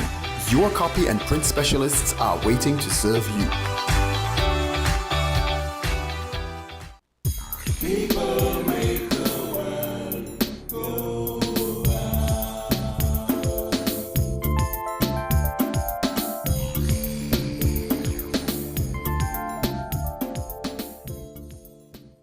Welcome back. As promised, we have with us in the studios of WINFM Prime Minister Dr. the Honorable Terence Drew, and he has another guest with him. You know, the agriculture man, the man responsible for feeding us, as I said before the break. So I'll let the Prime Minister introduce his remarks. Well, give his remarks, and then we'll continue with the discussion. Prime Minister. Yes, thank you very much, Abel. I want to thank the whole staff here at WINFM, and really do appreciate you having me today, Saturday. I want to welcome all those who are listening and who now tune in and who would have been listening to the Minister of Agriculture, the Honorable Samuel Duggins. I wanted him to spend 2 minutes here. I want to congratulate him on the launch of the creative economy. That is something that is revolutionary from my perspective, and that this new ministry sector, if we look at it that way, but this new ministry really would be a ministry that can help St. Kitts and Nevis go towards the sustainable island state. The creatives are a fundamental part of any new modern economy going forward. We have to take our artists seriously, those who are our artisans in different areas, and to let them know that they are a fundamental part and to bring them in the mainstream. Minister, as you know, we have a minister, an ambassador of music, of culture, because we are saying that these areas must be pursued, and I have supported Ambassador Kervin Benjamin, better known as Infamous. You know, he went to Jamaica, 5 team went to Jamaica, and they were able to do some work and collaboration, which they will release at the right time. And then we were able to bring on DJ Tero, who would advance the industry as well. And I was able to also support Miss Independence, our current reigning Calypso monarch, and Banker from Banker Mass Camp. They traveled to Trinidad this year to advance their art with the Trinidadians. And so I want to say that we are very, very serious about the creative economy. And so I want to congratulate you for the work and the launch that you had last night. On the agricultural front, that continues to be an area that we would invest in, would develop, and the 2025 is very important, very significant. And I want to say that as we go along, the farmers and so forth, and the livestock farmers or crop farmers, whatever role you play in agriculture, even as vendors in the space, that we will continue to improve significantly that ministry or that sector. Food security is fundamental and critically important, and therefore it is important that we create an environment that favors food security. And so that ministry and those who are involved, even privately, we want to continue to improve the working relationship, to have everybody on board so that we can make this ministry fundamental and cut the food bill, as you said. Correct. $50 million. Correct. That's a lot of jobs. That's money in people's pocket. Indeed. That's improved lives for our people, and that's creating a sustainable island state where we can become almost self-sufficient. So that is the goal. And then that's also me helping your ministry. That's less people in the hospital. to eating healthier food. So everything works together? All works together. That's very true. I wish I would see people buying more local foods than the processed foods. That's the drive. Yeah, we'll have less blood pressure, less blood sugar, Correct. less obesity, less cancers, and so forth. And even if we were to do our own chicken here, which would have less hormones and so forth, that would have a tremendous positive impact. So growing local, eating local has a lot more benefits other than just the economic aspect of it. There you go. Healthier people. Healthier people. And that is what we want to achieve as well. Yes. All right, so Minister, thank you very much. Well, thank you, Yes. Prime Minister, for having me share a small part of your show. Yes. I don't know if anything else you'd like to say. Well, I think I said much of what I had to say this morning. Okay, I good. had an hour and a half of doing so. But I just want to say thank you for your support. Yes. And I want to register this publicly to the nation. There are many times where being in government is quite challenging. And there are many challenges that I've had to take to the Honorable Prime Minister and the Cabinet. And I'm happy. These challenges were met. The resources were always, as much as they could, granted. And our people will see the true benefits of what is to happen in the future. Thank you again. Thank the Cabinet. And I'm happy to be a part of your Cabinet, sir. Thank you, and I appreciate you being a part of it. You have been doing excellently well, which I expected, and you had shown that you are a man of high value and that you can deliver for the people. And I want to congratulate you on your significant work thus far. And as usual, you have my full support to see the vision that you have and your ministry has, to see those come to fruition. Thank you again, Minister. Thank you. Good.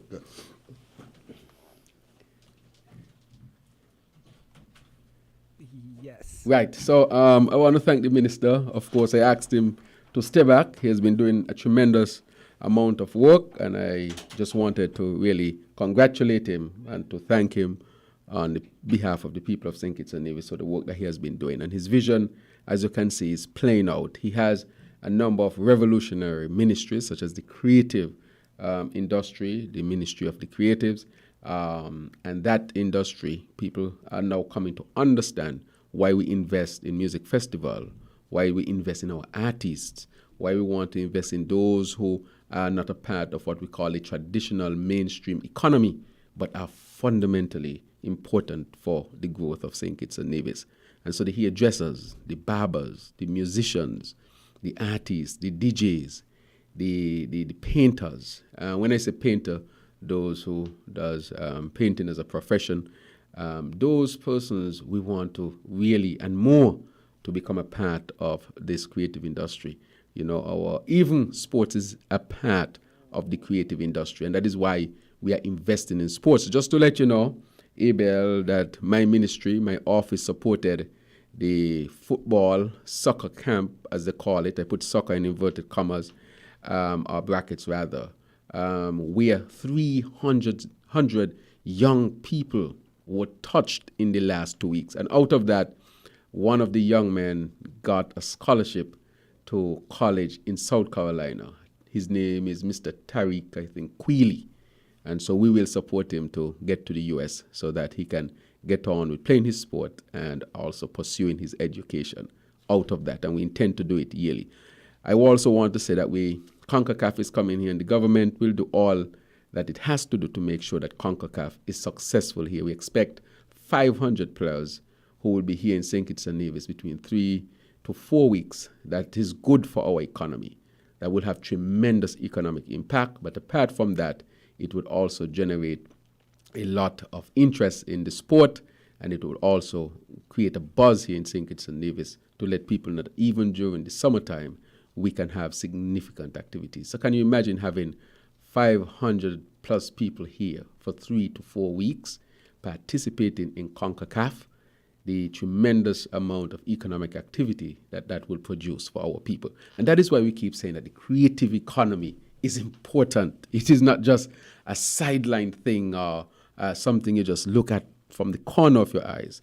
But we want our people to take the creative economy, which includes sports, of course, very, very seriously.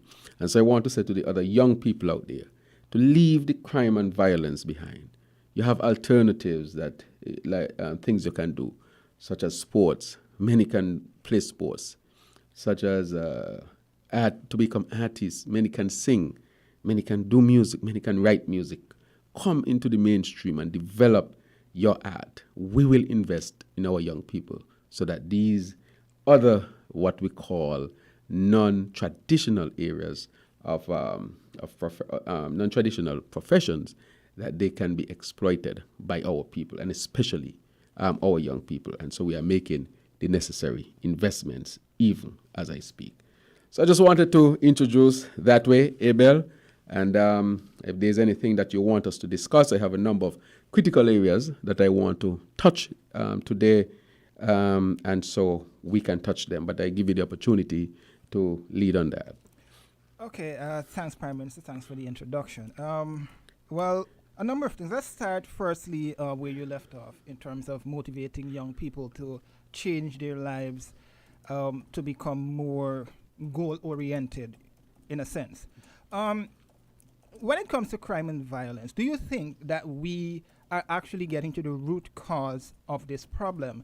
Administrations come, administrations go. There are policies that have been implemented. A lot of resources are being thrown behind these issues. But are we literally getting to the root cause of the problem? And what's your overall goal as Minister of National Security to get to this root cause of the problem? That is an excellent question. As I said, administration comes, administration goes, and it seems as if the root cause is not being dealt with. That is why this year I traveled to Trinidad, where there was a symposium on crime and violence from a public health perspective. This seeks to deal with crime and violence, especially in our region, at its root cause or the root causes. As you know, I spoke at the event. The keynote speaker was Dr. Isben Williams, who is from St. Kitts and Nevis. And we have started to put a task force together, and we have to build that out some more, but we have started. And that is really to deal with the root cause or the root causes of crime and violence. We have come to recognize that crime and violence can have a public health type of approach. It was studied by the World Bank. It was studied by the World Health Organization. Scientific data have been gathered. This is a scientific approach. Once you apply it, it will work. It is like if you have an infection and you give an antibiotic, it will work because scientifically it has been proven to work, and you have gathered the data. It is as specific as that. And so we have started a number of initiatives to get to the root cause or to deal with the root causes of violence, because the Caribbean, unfortunately, has a high level of interpersonal violence. In addition to that, we have access to guns. The guns mainly come from the United States of America. And I want to thank the United States of America for partnering with the OECS, partnering with CARICOM and us to deal with the flow of guns into the region.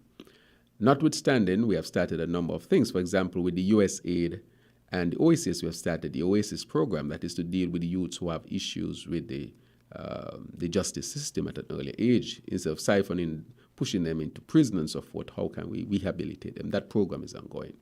In addition to that, if you would have listened to the Minister of Education, he spoke about after-school classes. He spoke about the Scouts being back in, and the community groups. We talk about the Explorers Club. We talk about expanding the cadet corps so we can have diversion.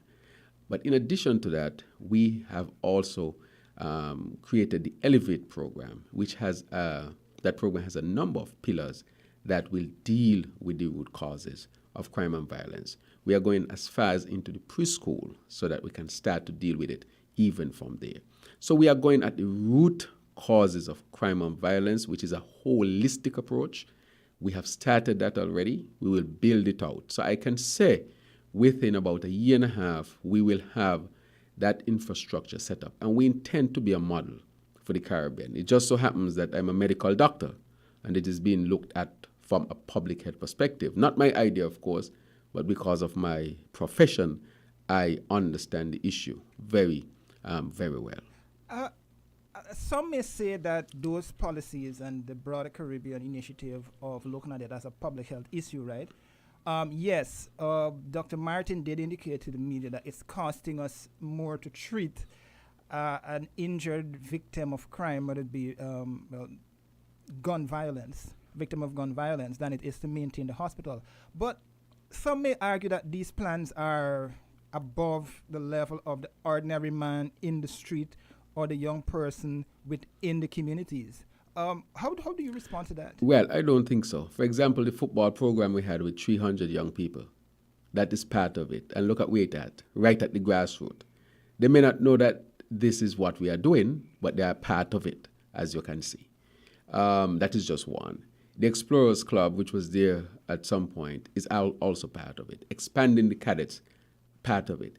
When you have preschools and you're going to support the preschools more, and in the preschools you're going to do things to help parents more in terms of offering a number of things that will be offered, that's dealing with it at the grassroots level. They may not understand all these fancy terms, but they will find themselves in programs and opportunities that will be dealing with crime and violence from a public health perspective. So that holistic approach will be done. People will be touched in many different ways, and that would have that tremendous impact. So we think and we know as we implement a number of critical programs across St. Kitts and Nevis that they would have that impact. Is the government considering, as the Minister of National Security, are you considering another round of gun amnesty in St. Kitts and Nevis? Well, I think the Commissioner is actually looking at it, and I think he said that recently, or the High Command said that recently.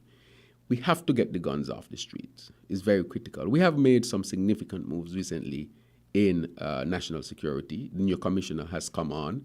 Also, we have brought on Dr. Powell, who is an advisor, and we have brought on Dr. Rollins as well, who is a national security advisor. And let me say that these persons are Kittitians. Before, we used to have to look to non-Kittitians to fill these positions. And now we have Kittitians who are so qualified, who have basically decided to take a salary hit because we can't pay them as much as they are paid in the United States and where they are contracted. But they have decided to come to St. Kitts and Nevis, come home, and give their talent, give their knowledge to our country in order to help us to deal with this. That is one of the reasons why I'm optimistic in that we can find the human resource within our people, especially in the diaspora, and even here in St. Kitts and Nevis. And that gives us a good opportunity to really deal with this scourge. Why? Because when we have our own people who are so qualified here and abroad, who can deal with this matter, they understand our culture, they understand our people, they understand deeply what is taking place, and that gives them a good opportunity and advantage. However, we are collaborating, as I've said, with, for example, the FBI, we are collaborating with INL, we are collaborating with or the ATF, for example, we are collaborating with the RSS. As I speak, the RSS and other officials from the British system, they are here right now conducting training as I speak. And so we are building it out. So we have to deal with it from that national security perspective while we build out the medium-term and the long-term solutions to the whole issue of crime and violence. So we are dealing with it short-term, medium-term, and long-term. Okay, just quickly, I have to ask this question because this question was posed to me since April. There's a gentleman in the United States who is, he's Kittitian. He is, trying to remember, I don't have his name offhand. He said he's interested, he's a black belt taekwondo official, has his doctorate and everything, and he's willing to come and teach or train the local police officers in light of what happened in the past in self-defense. And he wanted me to ask you whether or not you would be interested in his service to come and train officers of the police force in behavior management and self-defense techniques. If you as the Minister of National Security would be open to that happening, because he's going to be coming home from time to time. Well, I cannot say I'm opposed to that. I'm very open to that. as you know, we have a process where persons who are interested come in, they meet the committee, they have to be vetted and so forth. And then once you pass those things, we welcome that type of service.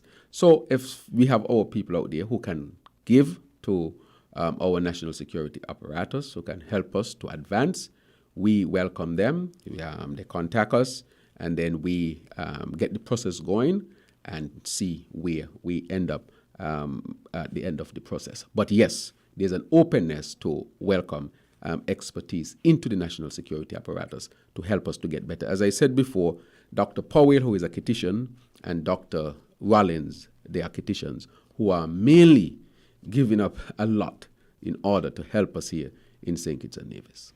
Okay, thanks, Dr. Drew, Yes. Prime Minister.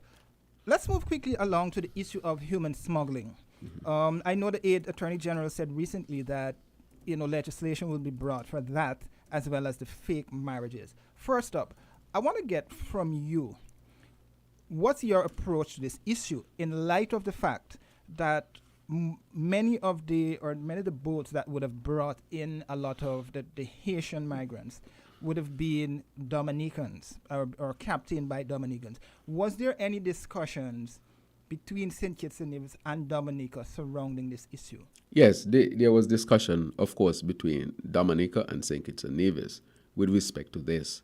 As a matter of fact, the Haitians who came here were actually living in Dominica. I think Dominica had a project or some sort of policy where they allowed the Haitians to come into Dominica to work mainly in the farming area. And those are the Haitians who left. But when they left, they did not intend to come to St. Kitts and Nevis. They were heading for another island. What happened is that their boat malfunctioned and they were drifting, and they were picked up by our Coast Guard. They were actually saved by our Coast Guard, and they were brought into St. Kitts on humanitarian grounds. They came and we sought to take care of them and so forth. And of course, the standard process is to get you back to your country of origin. And we sought to get them back to their country of origin, which was Haiti, as they had left Dominica. As you know, an injunction was put in the court, and so we held back. But nonetheless, we continued to take care of them. Eventually, after I would have spoken to the acting president of Haiti, President Henry, to get a sense of what was taking place in Haiti. Also, at the CARICOM level, there had been a significant amount of discussion with respect to Haiti. We even had a discussion with the Prime Minister of Canada and CARICOM on Haiti. And the situation continued to deteriorate and deteriorate badly. And so we took the humanitarian position that we could not subsequently send these persons back to conditions that were deteriorating and, to speak frankly, were extremely bad. And so we grant them the opportunity to stay here in the interim. And that is why we made that decision. However, the laws need to be upgraded so that we can apply the law and deal effectively with those who are involved in human trafficking. There are some gaps which the Attorney General is seeking to fill right now. With respect to the nationals from Cameroon, they were in Antigua. They took a boat to head to another island, and the boat capsized.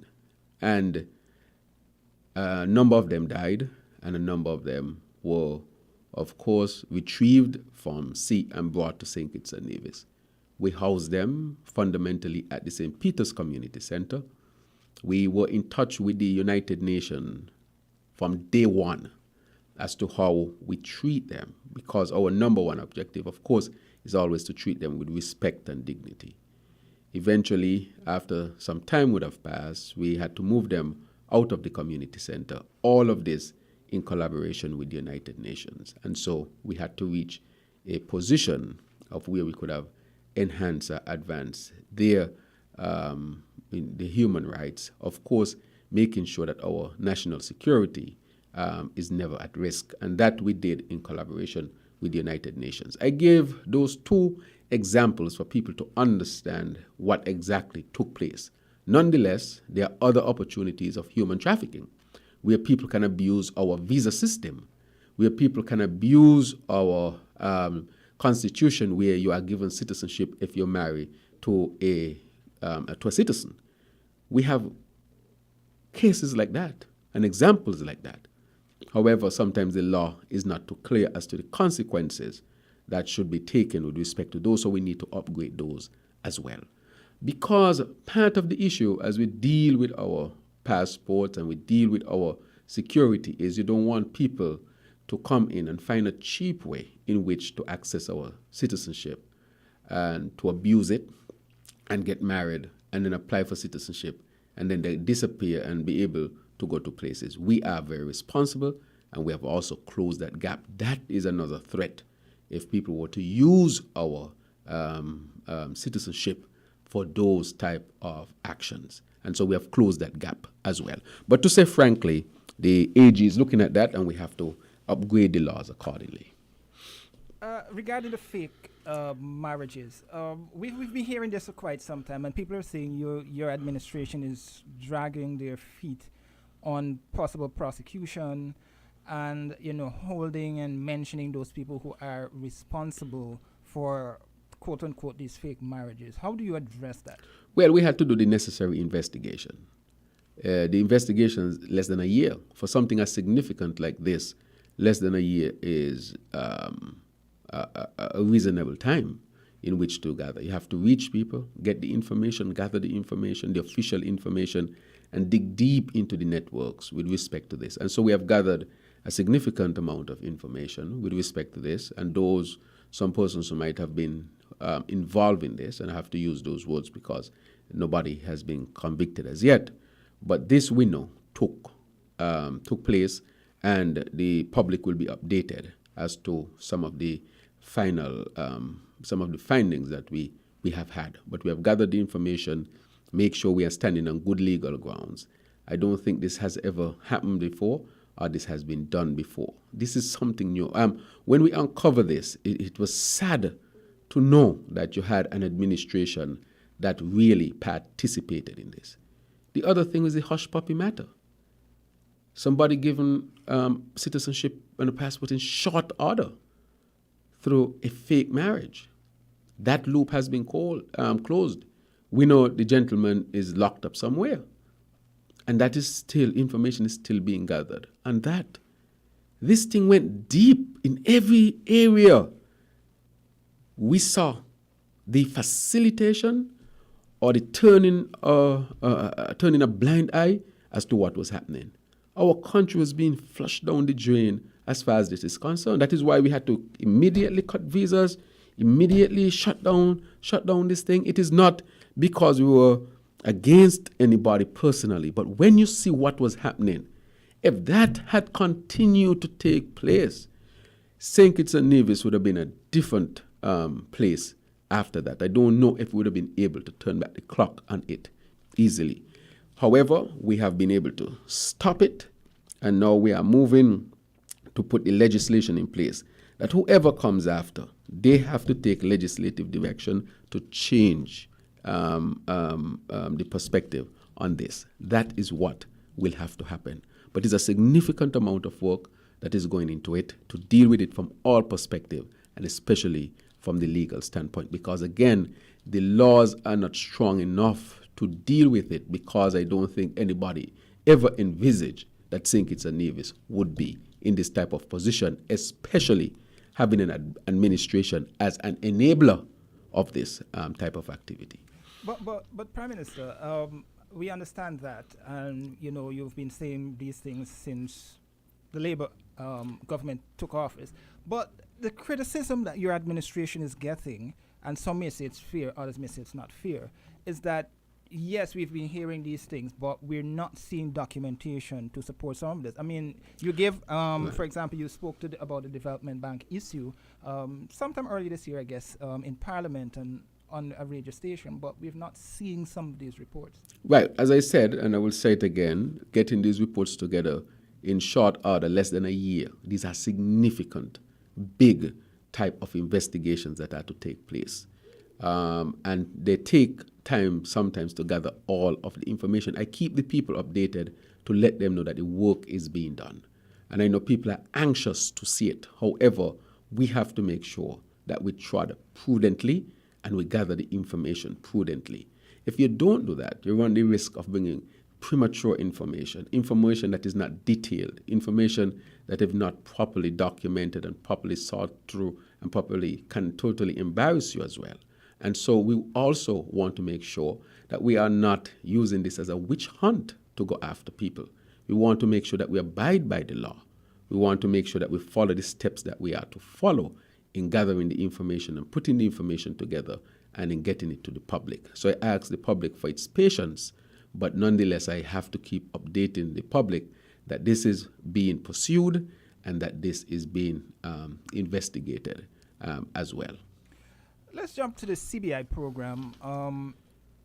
Before I go to Dominica and what implications that have for St. Kitts and Nevis, I want to ask you, Mr. Prime Minister, is it your administration's goal or policy to bring the CBI program under the legislative approach, on being overseen by the Parliament, in the sense that whatever is done with the CBI program has to be reported to Parliament?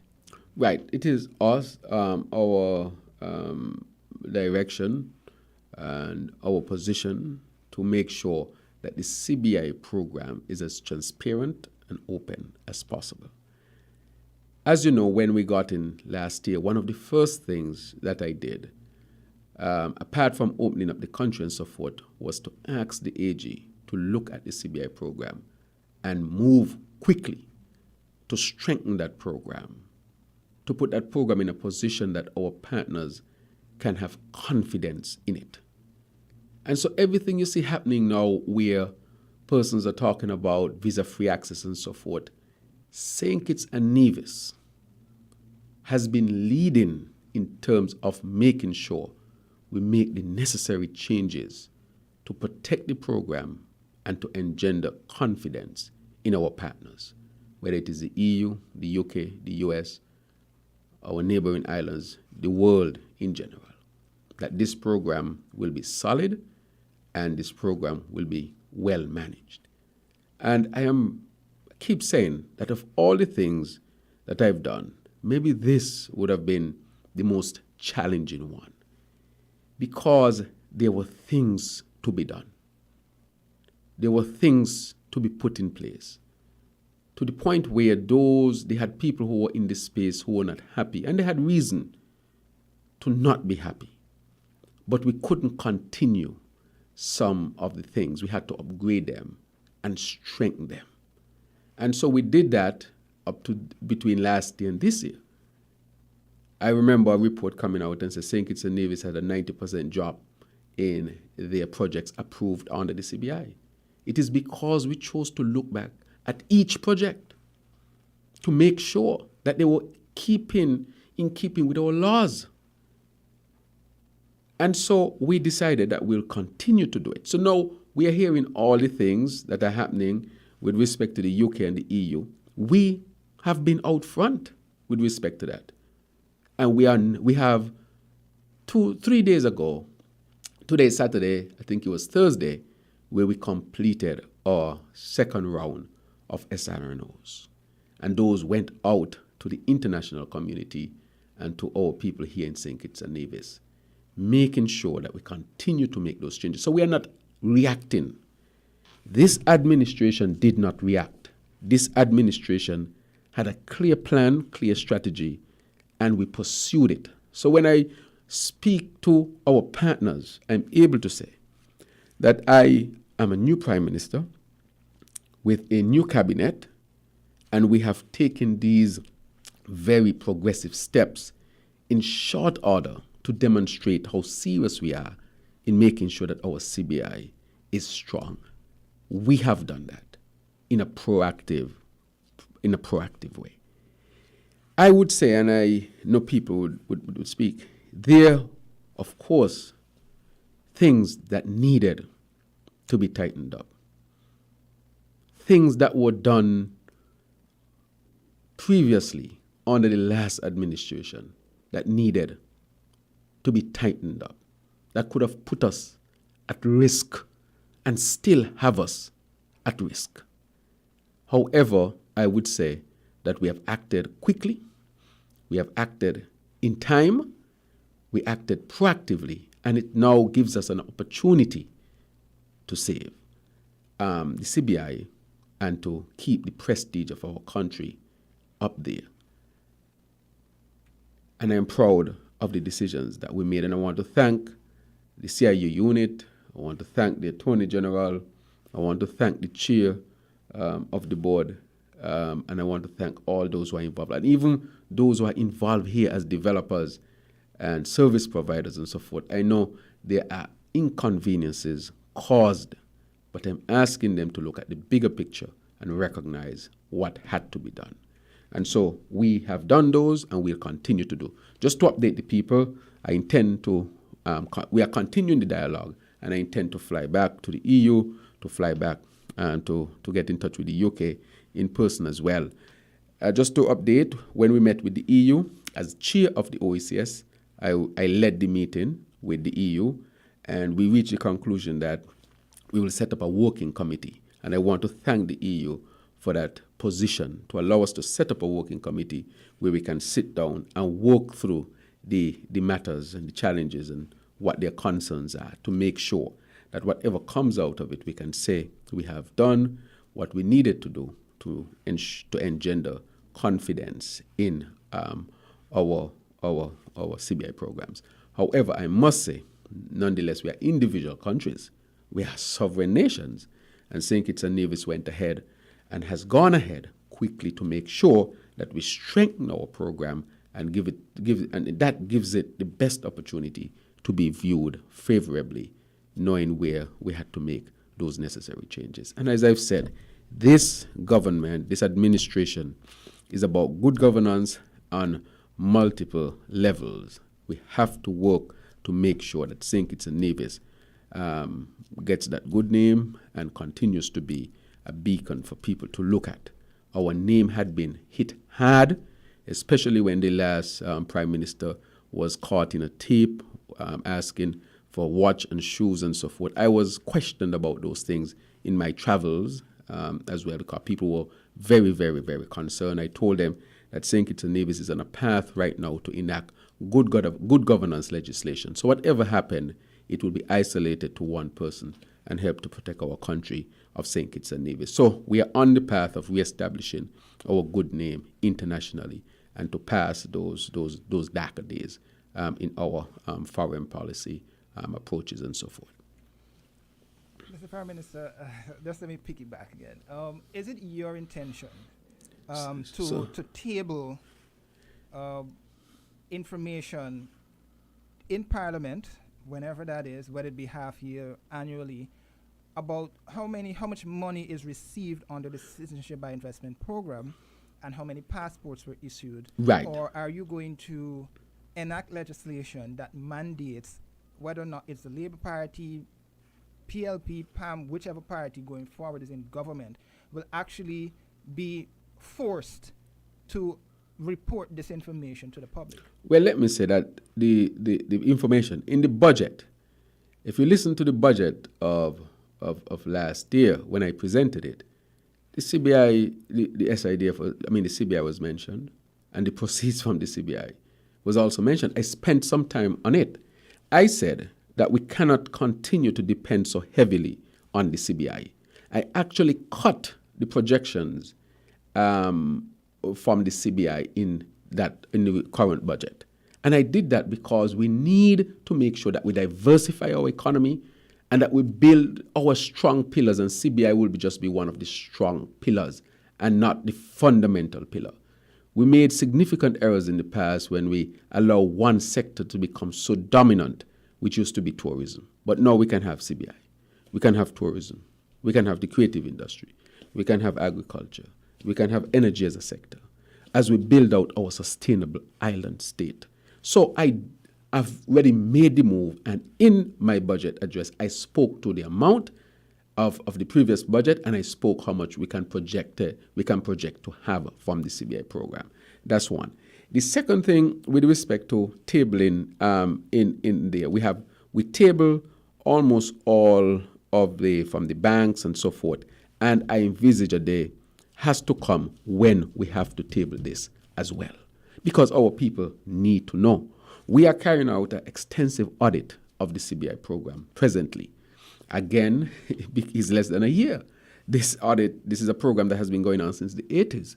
Of course, it will take some time. However, people can quickly see that we have made the decisions to change significantly the SRNOs so that our program is strengthened and can engender confidence in our partners. So what we have done and what I have been doing from day one, even when people did not recognize what we were doing, people now are much more alert, are much more when it comes to the CBI program. They are much more on alert when it comes to the CBI program because we heard of what happened to Dominica.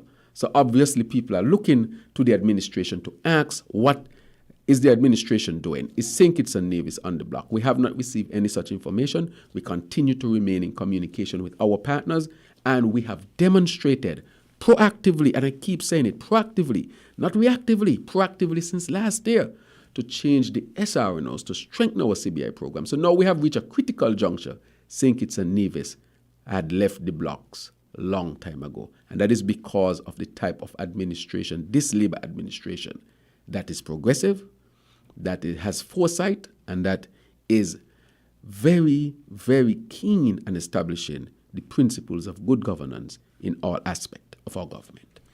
Okay, I just want to jump quickly over to the social programs. We know the IMF, keeps indicating, and in one of their January reports, yes, they flagged and they said, at least when I spoke to them in April, they don't necessarily need St. Kitts and Nevis to get rid of all the social programs, but use that as an engine to, want of a better word, take care of the people. But in their January report, the IMF questioned St. Kitts and Nevis's revenue generation schemes. Well, that's another want of a better word. But they also said a possibility of increasing taxes or returning personal income tax. Two questions come up, Mr. Prime Minister. One, what is St. Kitts and Nevis's revenue position heading into, we are almost halfway through the year, St. Kitts and Nevis's revenue position, and do you foresee us at any point in time increasing taxes? And we've seen, coming out of a proposal from the tourism sector, a head tax for tourists on taxi operators as a proposal. Are we going to maybe find certain smaller loopholes to increase taxes? Right. So last year, Abel, as you know, we did not introduce any new tax. And we didn't think, and we still don't think, it was necessary at that point.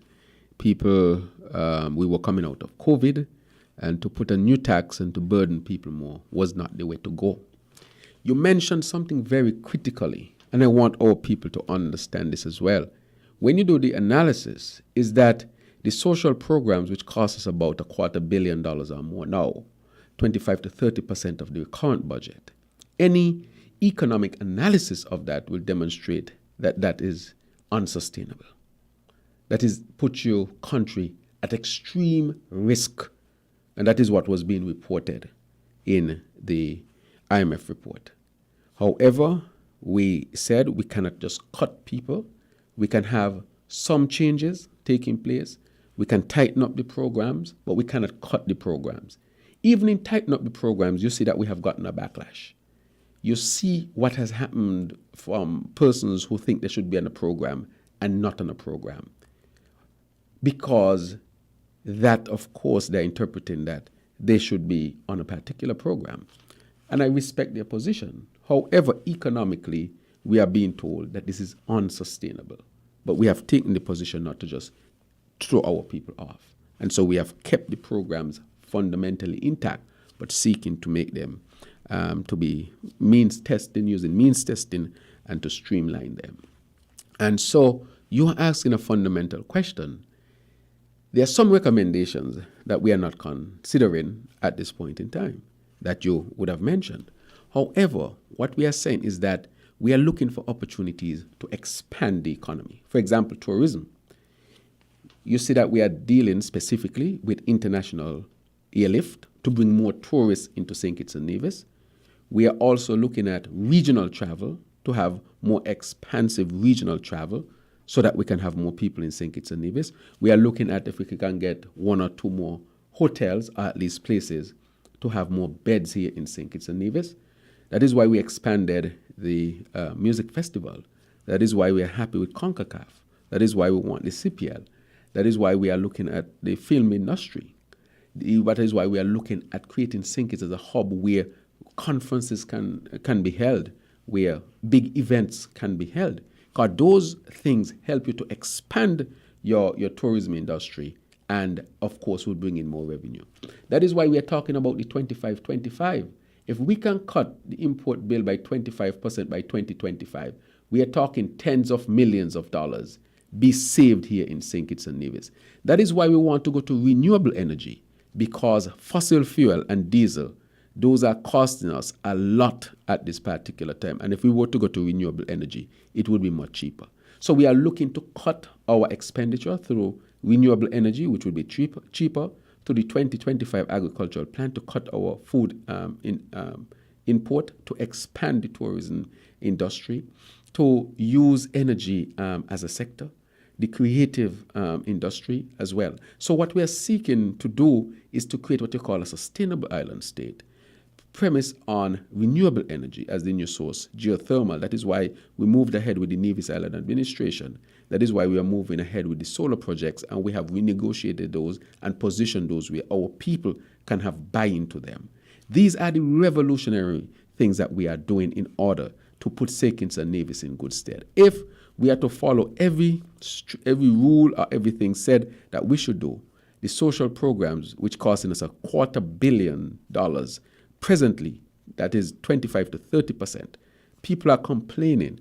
But what I want people to understand is how the precarious position we are in with respect to our revenues and with respect to the social programs in terms of their sustainability. Let me talk about the position. In June was the best month ever for St. Kitts and Nevis with respect to the inland revenue. And probably you should pursue that story. How much was the collection in June? And St. Kitts and Nevis had a record under this administration in June of this year. We also know during the first quarter, we did extremely well. We had surplus, and the surpluses could have been anywhere 30 to 50%. So we had surpluses. So the fundamentals of the economy are doing extremely well. We had National Bank doing a profit. Last year, it had a deficit and could not pay dividends. We had Development Bank now that has given over 300 small business loans. And we also did the student loan at Development Bank, bringing that bank back in line. We are now positioning the bank so that we can have partners. Because of the corruption that existed in the bank under the last administration, a number of international financial organizations refused to work with St. Kitts and Nevis Development Bank. We also see the Social Security, which is now turning the corner, taking in more, making more than it's giving out. And so the fundamental institutions, they have been doing well. Now, the reason why the tourism industry has grown, we had the slowest growth in the OECS because the former administration refused to open the country when it should have done that. However, we expect a robust tourism in the new season coming up, and the minister has been doing extremely, extremely well there. So the revenues, we have done well in our first quarter. We have stuck to our plan. Things have turned out well, opening up the country, and so we see that positivity moving. However, there are situations we have to deal with. For example, inflation. We have put a cost of living task force together to deal with the cost of living. We continue to subsidize electricity in the millions of dollars.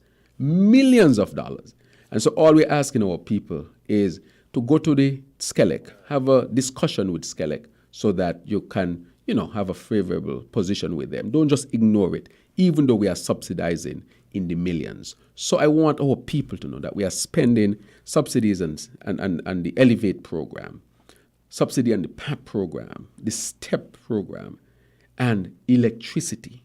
And we continue to subsidize water, concession on school goods.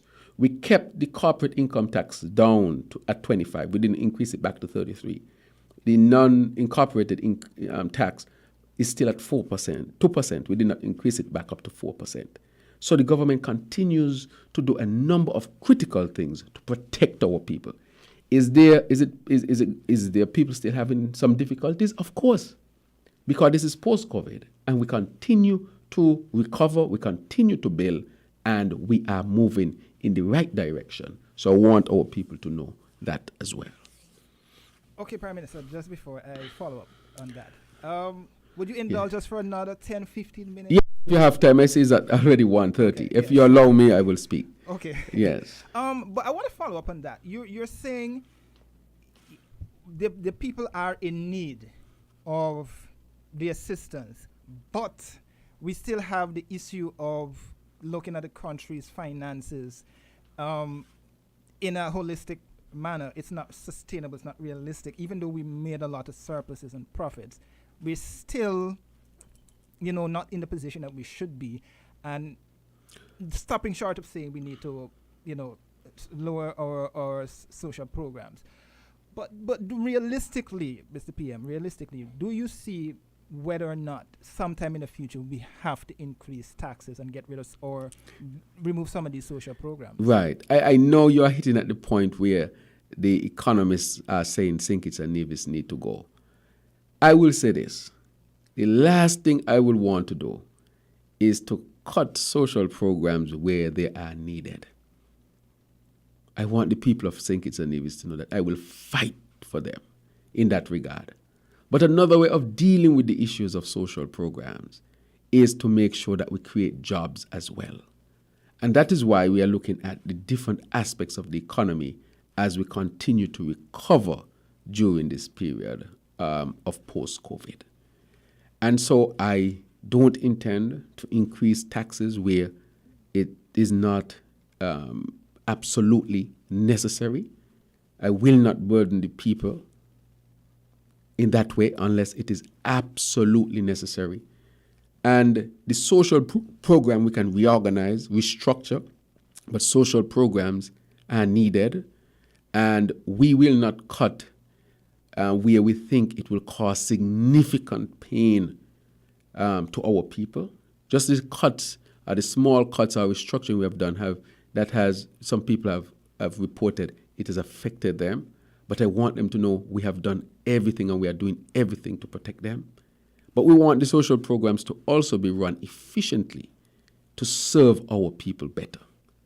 And so that when we apply them, our people benefit tremendously. And therefore, that is what we are doing presently. And so far, I would say that we have been able to stabilize the country in a significant way. But I want people to understand what is being asked of us and what this government has determined to resist, in the sense that we will not do things that will hurt our people. Our first action is always to protect our people. And so I want our people to appreciate that as well. But I would encourage our people to join us in building a better St. Kitts and Nevis. It requires all of us to work together to make sure that we can build a better St. Kitts and Nevis. And as we go through the pains of creating a new economy post-COVID, I'm asking our people to have patience with us, but apart from that, to work with us, because we have done a number of significant things that no other country in the Caribbean can dare to. We have lowered interest rate on student loans to 5% on present student loan, cutting student loan payments in the thousands per student so that they can save that money. We have created a fund for children so that any child who is sick and needs to go overseas for treatment, that they don't have to have a sponsor sheet or GoFundMe to determine if they live or die. And we have saved a number of children, of persons who don't have the money. All these programs are for persons who don't have the money, because we have to support them and protect them as well. So these children whose parents don't have the money, they are living because we stepped up to the plate. I want to say that we also brought back the gratuity for our GAE workers. We paid double salary to our people last year.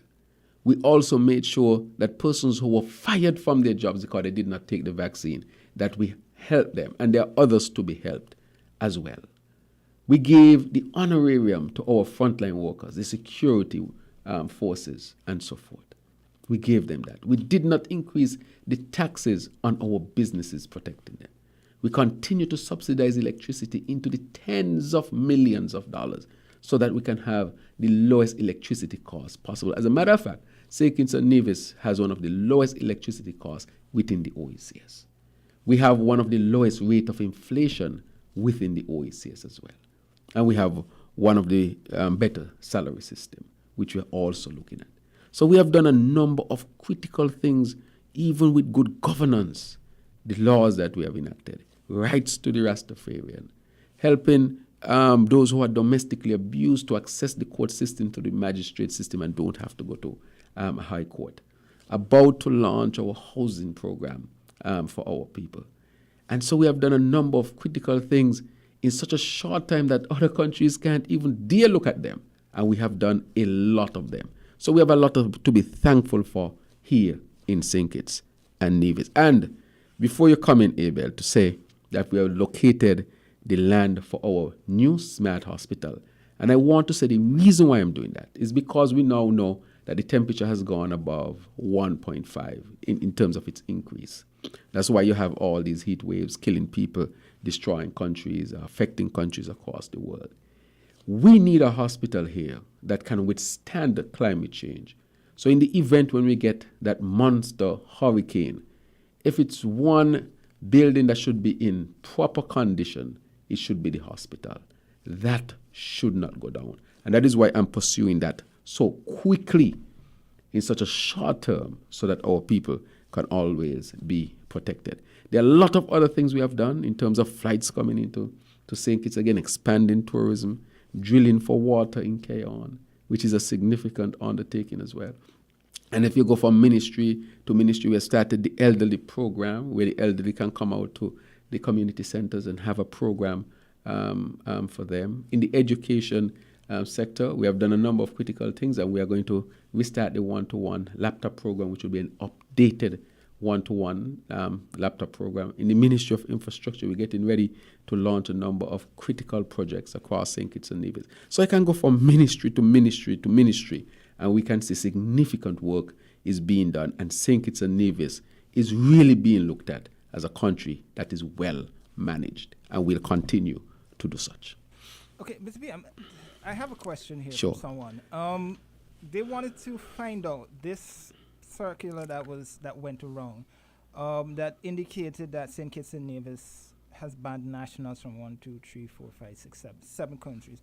Is that true under this revamped under the CBI program? CBI. Yes, I will have to see which countries are there. Well, right. they've been saying nationals of Afghanistan, Belarus, Cuba, Iran, Iraq. Cuba, North no. Korea, and Cuba is Russia. not on the list. It has to be an old thing.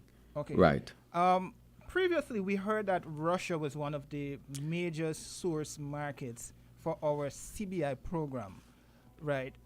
Can you speak to if Russia is not on the list, then Russia is on the list. Well, I mean, Oh. if Russia is on the list of nations who are banned from the program, Good. What is the government doing to ensure that the CBI program is sustainable in terms of when we look at new markets? Right. So that is a good question that you asked. The CBI program, in my estimation, has the opportunity to survive in almost any environment. And so we are going to work with our partners to make sure that the CBI program does not become a program that can be used by others to get into other areas so that they might be able to carry out acts that they would not be able to carry out had they not been able to access our CBI program. And that is why we are doing it. The country you call is a source market. We have been operating without that source market for quite a while, for some time, since we have been operating without it. So we can move on. And so we will continue to update. I want people to know that this is a very important exercise that we have undertaken. It will be an exercise that will be ongoing. You can expect changes from time to time because the geopolitical issues change, the situation in the world changes, and if those situations change, then we must also seek to change. So I see your concern, but our number one priority is always to make sure we have a program that is safe and can engender positivity and can engender confidence in our partners. Okay, someone else asked the question surrounding the St. Peter's Main Road. It's in poor condition, causing danger and expense from motorists. When will it be resurfaced? When the actual Right. work will The start? whole, it will not be, we will do significant work on the St. Peter's Main Road. Let me say, as a matter of fact, right now, the tender is out. The tendering is supposed to be done very, very soon. The process is going to be done. Once that is done, the work we expect to start in short order. We will do the St. Peter's Main Road. We will also put in sidewalks in St. Peter's. We will also do some roads into the villages and so forth in St. Peter's. This will be a major operation be done by the St. Kitts and Nevis Labour Party administration in terms of infrastructural development. This was promised by the former administration. When we got into office, we thought we would have met plans because they talked about St. Peter's Main Road to be started soon. There were no plans for St. Peter's Main Road. And we had to put the plans in place, which include a lot of engineering because, it's a hill and you're coming off a hill. You want to put in sidewalk. You want to secure the hills. So we had to do all of that. And so that scope of work has been extensive, to say the least. Nothing was done by the former administration with respect to the St. Peter's Main Road. They were misleading the people with respect to that. So I want to say to the person who sent that in that the St. Peter's Main Road, the engineering perspective has been done, all of that has been done, and it is out for tender, and the tendering process is going to end very soon. I ask you for a little bit of patience. I know for the persons who are suffering, it's been a long time. For us in government, it's been less than a year, which is a relatively short time to get such important work. But we gave St. Peter's Main Road that importance so that you can cut the time in which you can get it ready to be started. And we will start very soon. Definitely. We are hoping that by Christmas, we will be in a much better position for sure in terms of the St. Peter's Main Road. So it's not just about patching here and filling here. It's about really resurfacing the St. Peter's Main Road and to include the St. Peter's Main Road into the Island Main Road outlay. Never again should the St. Peter's Main Road be thought of as a side road. It is a main road because it leads to the largest area outside of Bastille in St. Kitts and Nevis. Has the largest population outside of Bastille in St. Kitts and Nevis as a community. And therefore, we have to give it that importance. Sorry, I was laughing as you said that because, I'm in the same area, so I know what it's like. Yes, the road needs to get done. Yeah, the road needs to get Mr. done. Prime Minister, there's an issue that popped up previously before your administration. Time is nothing political or of that nature. But I want to get a follow-up from you. Officer Brian Packett, two questions come to mind. One, has his family been paid the dues that were expected to be paid to them? And secondly, can you give us an update as the Minister of National Security, where is the request for extradition surrounding the officer there? Right, so that is a very excellent, good question. The AG's office is pursuing that. And I would say that the AG's office can give you a more specific update. But I can say with surety that that is being handled by the AG's office. Whatever legal obligations we have taken the policy position that we will comply with them. We will not frustrate them. And so the AG's office is pursuing that. Mr. Prime Minister, I have a blunt question to ask you that comes to mind. Your administration, and this happens across all administrations in St. Kitts and Nevis, Well, apparently nobody wants to talk to you this afternoon, Prime Minister, because the phone lines are not going off right now. So maybe they didn't know they could have called. Well, I myself asked. They free to call in, but yeah, we're wrapping up. Yeah, go ahead. But Yes. I want to ask you, and this question should go to all administrations. At what point during your tenure as a government that after you built and somebody's calling now. Let's take this call quickly. Caller, good afternoon. Can you keep your questions short and to the point? Good afternoon. Man, I was trying a long time to get to my Prime Minister. Good afternoon, Mr. Prime Minister. Good afternoon, caller. Yes. No, I've been listening to you. You're quite fluent. But I think that people would have more confidence in what you say if when you are asked the questions about the data, you're not given some what I consider excuse. Because you've been asked ever and ever so long, when you come before the public, and you say, I discovered this. And I don't mean people for politics. Journalists ask you, even the one with the Development Bank, everybody could read. When you say it's 193 pages, they can read. When you ask about other things, you are giving too many vague answers, which to me erodes the confidence people want to have in you.